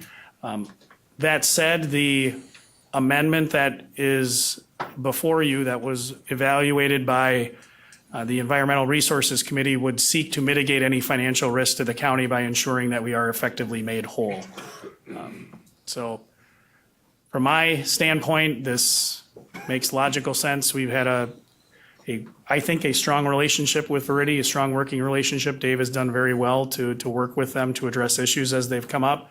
We're not talking about them not meeting the deadline for a year or 2 years, but there's just a little bit of concern from their financing entities. Anything I missed, Dave, or was I off base? All right, thanks. Thank you. Other questions? Okay, moving on to item 9C2, Extension Education Economic Development Committee. Item 9C2A, a resolution providing direction to the Marathon County's representative to the Tax Incremental District Joint Review Boards and Marathon County Administration regarding Marathon County's evaluation of future proposed TIF tax incremental finance districts. Resolution 36-25. Any questions? Supervisor Pfeffrick, please. Thank you, Chair. First, I just want to politely disagree with Mr. Weinshank on calling the use of TIDs within Marathon County out of control. I do think they need to be managed, but I don't think by any means that you can make a general statement like that.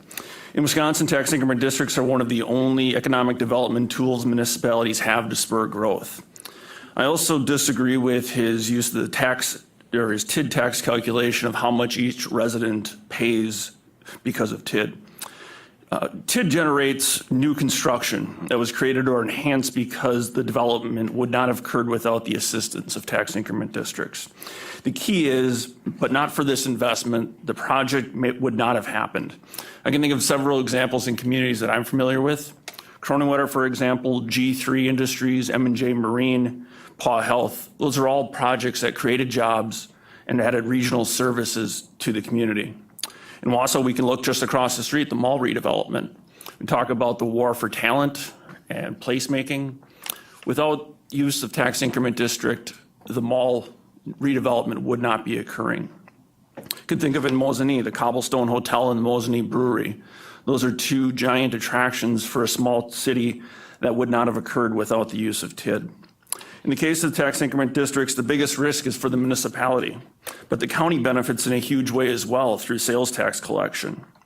I do agree that as an overlying tax jurisdiction, we do need to be an active member and ask the hard questions. TID needs to be used carefully and with a watchful oversight. I believe this resolution does a good job of setting this framework. Thank you.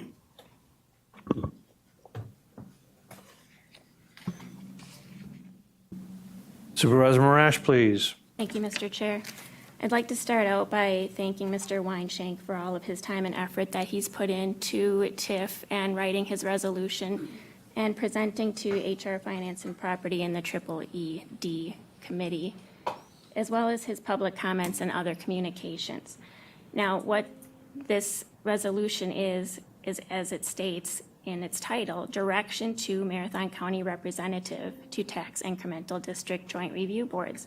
So with that said, having passed this so far at our committee level, it did help our representative in the most recent meeting she attended, which was on June 12th. She used the guidance in the current proposed resolution. For example, with TID number 3, which was Amendment 6, she voted yes to the amendment to add $8.5 million of project cost to TID number 3. The conclusions were that without the completion of this TID and the proposed projects, there would be a negative impact to future potential revenues and economic growth. The project aligns with the county's goals and priorities to provide additional housing and support economic growth. TID number 7, which is to share increment with TID number 12, she voted no due to the fact that TID number 12 will occur without the funding of TID number 7. TID number 7 will be closing next year with a projected surplus of $1.8 million thereabouts, and of this, $311,348 is the county's anticipated share. TID 12 will close in 2037, and if TID 12 closes with a deficit, it will be the municipality's responsibility to pay the remaining debt. So she voted no. TID number 8, Amendment 4, she also voted no to the amendment to add $2.5 million to the project costs. The project lacked development that would result in economic benefit and would not create jobs, housing, or increased property value. The council's vote was also 5-5, with the mayor breaking the vote, and that was also taken into consideration. This TID is projected to terminate in 2031. My point is that she's taking these suggestions and using our 10 steps already, which is what we need. So she is using that to vote no. It's not just a rubber stamp for everything. So I welcome everyone's input on this. I think that it's great to have the opportunity to get people's input, and I hope that we can come to a consensus and have a very clear document that our representative can use in the future. Thank you. Supervisor Marshall, please. Thank you, Mr. Chair. I just wanted to remind everyone that there is an incentive to develop within TIDS instead of outside of TIDS, in the fact that you get to count your net new construction at the time of development. You also get a bump, the municipality does, in additional net new construction upon closing of a TID. So if you develop in the TID, you get more net new construction, and therefore you get more levy limit. So that's a perverse incentive to develop within TIDS instead of in the general area. So I also have a problem with the 38 years. Say you're 35 years old and you buy your first house. TID opens in your district and you got to wait 38 years and you're 73 before you see your first dollar of return. Raise your hand if you want to wait 38 years to get a return on your investments.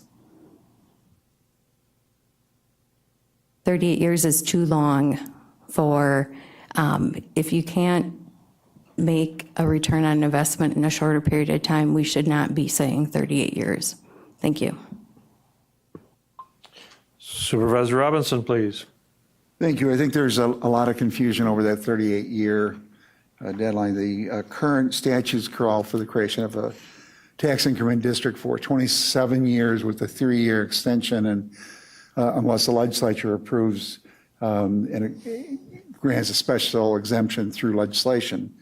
But I think there's a need to relook at that language in that final paragraph, because I think Mr. Weinschenk's intent was to make sure that the project can completely fund itself within a 38-year period from an amortization, but I think the original project plan should call for it to be paid for and funded through a 27-year period, or with that extension. And I think everybody was looking at a 38-year period. You can't have a TIF for 38 years. So I think let's try to see if we can reconcile the intent of the parties and come up with some language that might clarify that by Tuesday. I think the 38-year limit came in the context of the original resolution that was suggesting or requesting that the taxpayers be made whole for the amount of investment that the taxpayers were putting in the original investment. And so that's why the 38-year limit came in, and that was left there now. But there's not the requirement to look at the return on the investment. Supervisor Rosenberg, please. The extension that the legislature has to give them, I see those going to the state legislature and they just rubber stamp them and run them out. I'm not seeing that they're getting in the way of them at all. I mean, I don't think that's much of a barrier. And so 38 years looks like, I mean, you have to jump through a couple of hoops, but they're not difficult.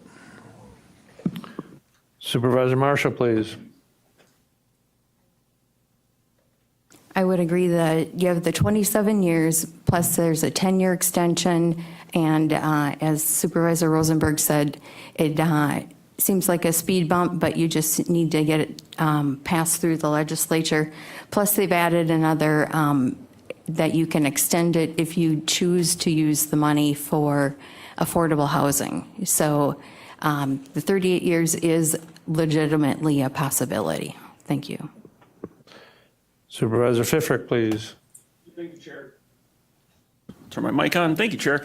One of the things in talking about the legislative process, I wouldn't necessarily call it easy. As somebody that's gone through that process, you go through hearings with both the representatives and the Senate. It's a complicated, long process. It's not simple. It's There's a lot of input on both sides of it in terms of getting any special legislation to extend a district. But there's a lot of other things to look at in terms of TID legislation going on. And when we talk about TID legislation, the legislator is really the place that we should be looking at and talking to about making changes. You know, we talk about Marathon County and wanting to be a prosperous area. If we're handicapping ourselves versus the rest of the state, that doesn't benefit us in trying to bring a new development and placemaking into Marathon County. Thank you. Any other questions? Supervisor Drabek, please.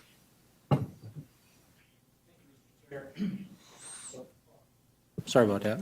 Yeah, thank you, Mr. Chair. I was just wondering on Sam's opinion of this, if she could maybe speak more about it, if she'd be willing to.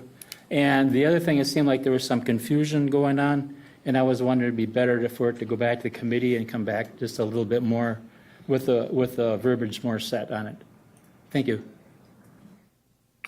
Sam, do you want to at least weigh in on what you viewed as the direction that the resolution or the committee gave you, at least at the last meeting that you participated in? Yes, so the document just kind of serves as a guide in the evaluation process when we're making the vote as the county representative, having that guidance that these are the important things that you guys want evaluated when we're looking at it. Don't have much more to offer than that, sorry. All right, thank you. And it's always the will of the board. It could be forwarded or reverted back to the committee for further discussion. But that's the pleasure of the board. Other discussion?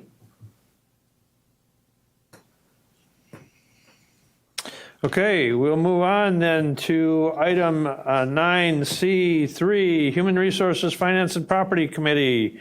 Item 9C3A, the disposition of a surplus property at 811 North 3rd Avenue, City of Wausau. Resolution 37-25. Any questions?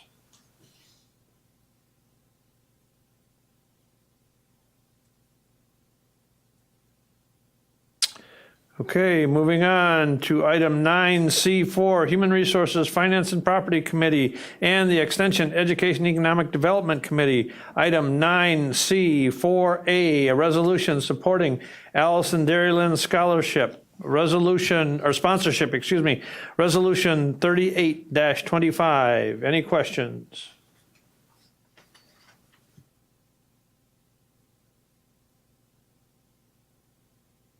Okay, item 9C5 from the Human Resources, Finance and Property Committee, Extension, Education, Economic Development Committee, and the Infrastructure Committee, and the Airport Board. Item 9C5A, a resolution authorizing the funding for a Regional Aviation Development Fund, Resolution 39-25.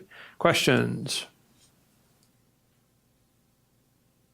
Supervisor Lemmer, please. Thank you, Mr. Chair.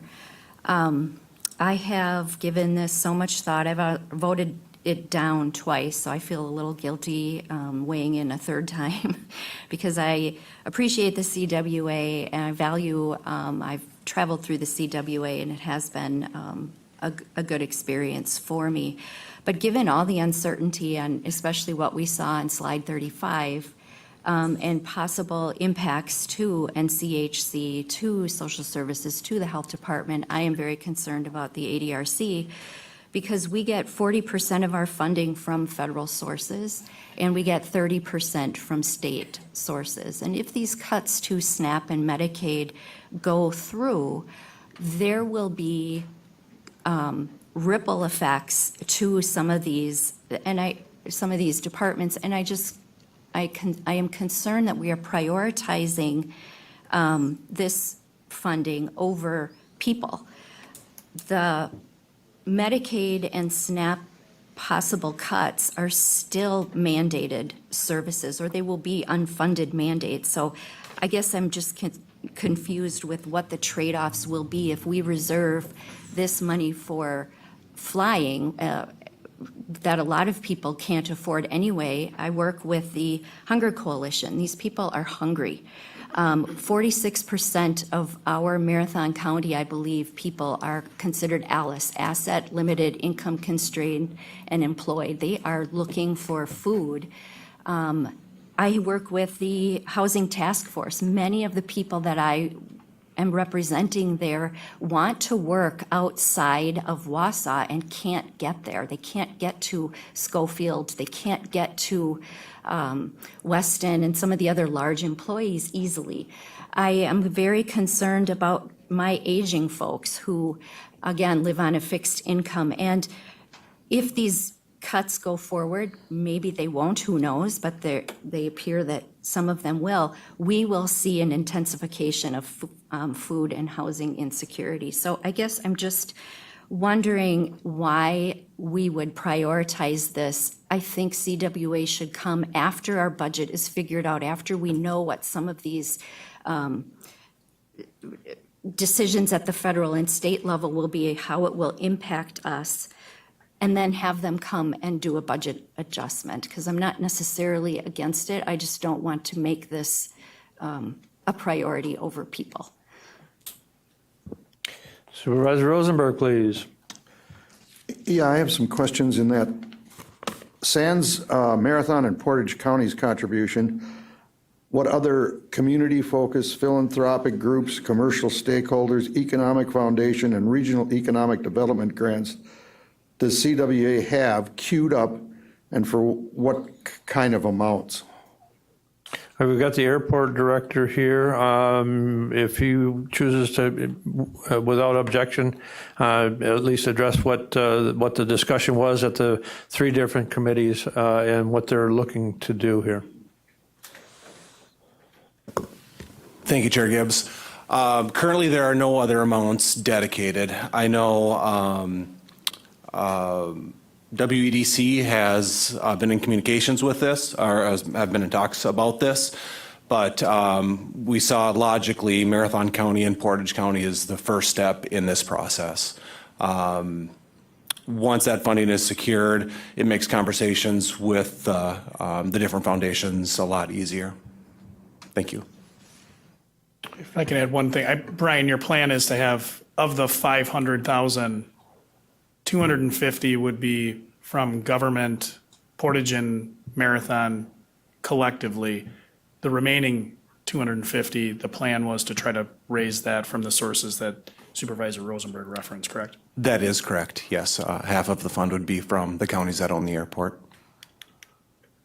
And then, I guess to Lance, where is our contribution coming from? I mean, the budget is set, something's got to get eliminated or downsized, or, you know, we put together a budget that we thought was prudent, and now this money has to come out. So the direction, I apologize if it's not clearly worded in the resolution in your packet, but the direction is for administration to build a contribution toward this fund as part of the 2026 budget development process. So it's not a budget amendment in 2025. Thank you. The CWA currently has an Air Service Initiative program that permits reduction in airport fees for use, occupancy of space, facilities in the terminal, ticket counters, queuing space, hold rooms, office space, baggage storage, terminal equipment, and a waiver of landing fees. How will this proposal affect that program? Or do I have that wrong? No, great comment. The Air Carrier Incentive Program was actually just updated this week on Tuesday. This is complementary to those.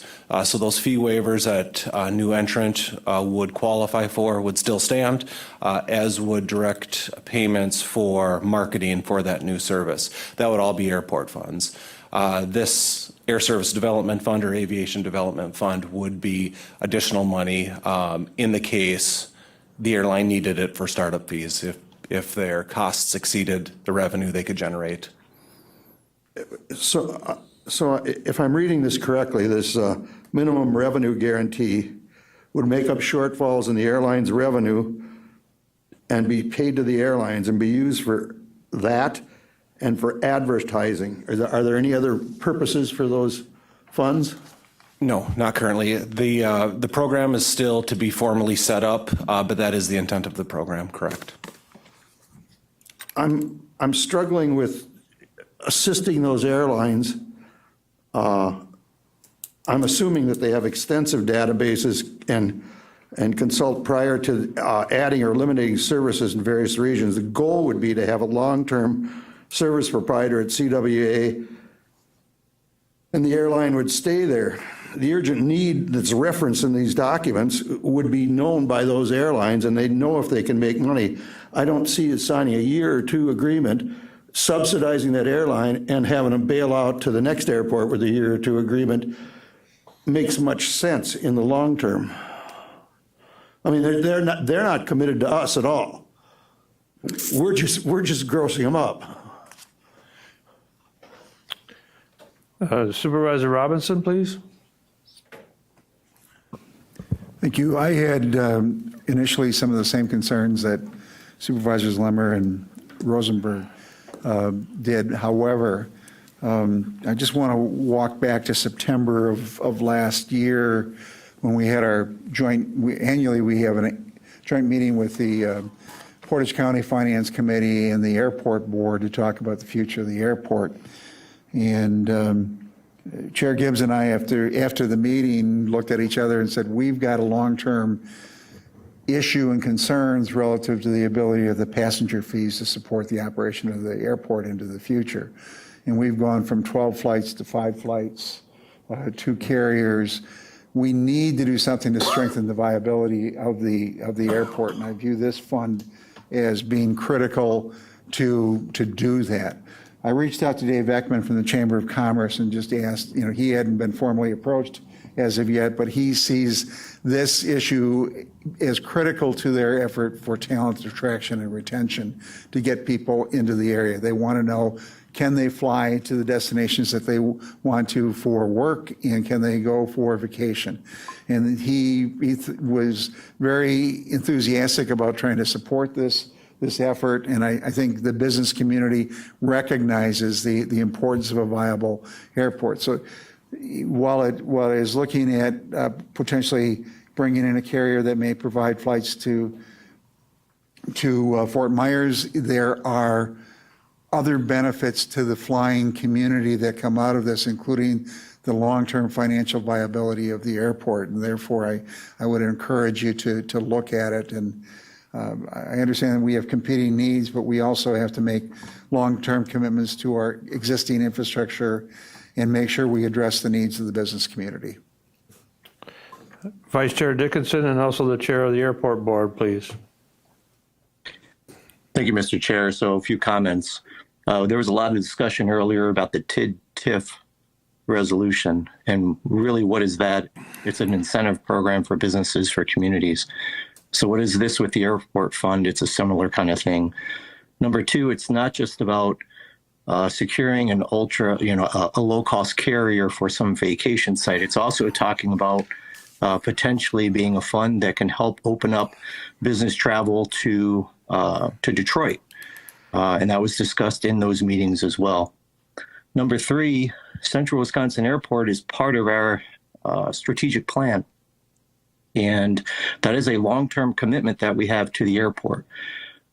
Number 4, it's necessary to do it now because you have to show the airlines at this point, the way it was expressed to me by Director Griefy, that this is the time to do this summer. So to sit and wait for the budget, which would be November, and then try to make a budget adjustment really throws away an entire year of opportunity. And the last thing I'd say is I said this in these other meetings, being on the airport board for 5 years, I have tremendous trust in the CWA administration. They have done great things there. I think this is just another step in the things that they're doing, and I think we should move forward with it. Thank you. I think one of the other things that you look at when you look at the airport, as Supervisor Robinson mentioned, this airport is owned by Marathon County. and we are ultimately responsible for its success or failure. And when you look at trying to attract other carriers, I think the director of the airport has mentioned this many times to me, or at least in my conversations. You will not, and I repeat, most airports will not get another airline or air carrier or extended air carrier service without the ability to have some kind of funding like this for a guarantee, at least initially. I think the other thing you're spot on, Supervisor Rosenberg, in the fact that yes, it's potentially a subsidy, but they also know what the carrier and the ability to fill planes are, and they're not going to move just with a guarantee only and then leave. Supervisor Rosenberg, please. As I'm looking at this, if you and I think you called them seasonal airlines, but vacation airlines, I don't know what the term would be. But if you bring in somebody like that, if you get a legacy carrier here who wants to fly to Detroit, which is the objective, I assume, don't you hurt their business? I mean, you're taking away the cream in the middle of the week, probably, when the airplanes aren't full much anyway, and they want that Tuesday through Thursday sort of stuff. Did you? May I respond? Yeah, please. Yeah, great question. And no, not at all. You would think it would. Logically, it makes sense. But we capture about 25% of the people in our communities that are flying today. 75% go to other airports just because we don't have the capacity. What we saw with Avelo when they came in and offered low-cost fares is those planes were mostly full to a large part, but then also the other airlines' flights filled up further because it brought better awareness of the airport. What this low-cost model does is stimulates traffic. So rather than pulling people off Delta and American, it pulls people out of Menards and Home Depot. Hopefully there's nobody represented here today on those. But it's really a stimulus of travelers. Part of my problem with this is it's another scheme to privatize the profits and socialize the liabilities. And I don't see the airlines staying. I mean, they've been here and then they've left. They don't. We have some built-in problems because you always have to go to a hub, and the tickets have always been expensive, and people have been for decades going to Minneapolis or Milwaukee or Appleton to fly out anyway because they don't want the hassle of the exchange. I mean, I don't want to rain on the parade, and I support the airport. I've flown out of it hundreds and hundreds of times, not recently, but in the past. And I realize it's an important link, but I don't want to see us do it this way. I want to see that airline say, yeah, well, I'm committed to this unless something catastrophic happens. They have to have skin in the game, and it doesn't sound like they've got much skin in the game here. Supervisor Sandulski, please. Thank you, Mr. Chair. I don't use the airline much myself, but I hear so many people that are going to Appleton or Milwaukee to use their flights, and I could see better off keeping the economics here and keeping the profits here within our county versus in Milwaukee or Appleton or elsewhere. So that's all I have to say. Thank you. Supervisor Andrus, please. So as a customer, I had the pleasure of taking a transfer flight out of CWA. So I do absolutely see the value in the service that CWA provides to reduce the overall cost per ticket from a customer perspective. I was fortunate to be appointed to the airport board committee. And when I first got in, I really took the time to try and determine where, if any, there was excessive costs. And, as every single meeting we go through the budget as far as the overall airport operating expenses. And I really do see that, yes, the free market is deciding in terms of really what's available, but the fact of the matter is what planes are available, what carriers are available is ultimately determining what flights customers can receive. And so, with that into consideration, there needs to be guaranteed minimums in order for these carriers to provide this service. And in addition to that, also the type of aircraft that's available for the customers. And so I really look at it like this, is that when it comes to a lot of our funding structure here in Marathon County, the residents are taking on the responsibility for those costs incurred. And in the case of CWA, we're talking about a joint funding structure, which both Portage and Marathon County are jointly benefiting from, and the residents therein. And so I guess I just kind of look at that consideration and I say, inherently do the citizens of Marathon County and Portage County find value in having this airport. And what I can say is that there continues to be people purchasing tickets. There continues to have flights coming in and coming out. And so, like I said, myself as a customer, I see that value. And so that's why when it comes to this resolution, at the end of the day, if we are serious about continuing long-term to have an airport board jointly between Portage and Marathon County, logically speaking, there needs to be a solid funding structure in place. And as Director Griefy made clear, in order to be able to provide the level of service that our residents and citizens are expecting of that airport, we need to be able to incentivize to bring in that value to do that end. Any other questions? Okay, we'll move on to item 9C6, Human Resources, Finance and Property Committee and Infrastructure Committee.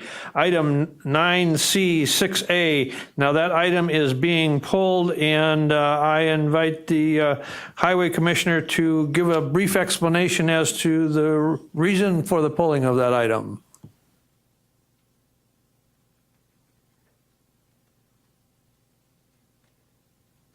Thank you, Chair Gibbs. When we brought this item to the board, or to the committee originally, we were going to look at deeding over a parcel of land, doing some more research on it. I found a file. We have different files at our work. In the deed file where this is supposed to be located, there was nothing in it. I went through the work file, the construction files today. I found a deed that this actually was deeded over to the church in 1986 already. The deed was filed in the register of deeds, however, it was never mapped. So anytime anybody looked at it on their GIS mapping, it showed it was still part of the right-of-way, so it was never mapped. The intent was to turn over the entire parcel. There is a small strip of land, 33 feet, north of the section line that was not included. Now that I found out the church owns both the north and the south, we can just vacate that right away. So I'll work with Corp Council just to vacate the 33 feet. But this was already completed in 1986. So can I add one thing? So you might wonder, well, why, to Jim's point, well, it stayed on the maps.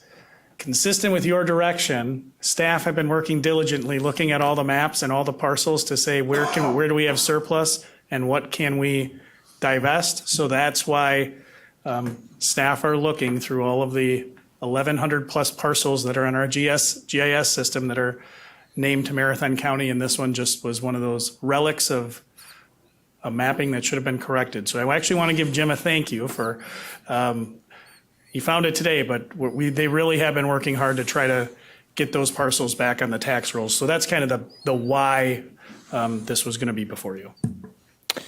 Okay, so then we will move on to item 9C6B, a resolution authorizing the purchase of property for Marathon County Highway Facility, Resolution 41-25. Any questions?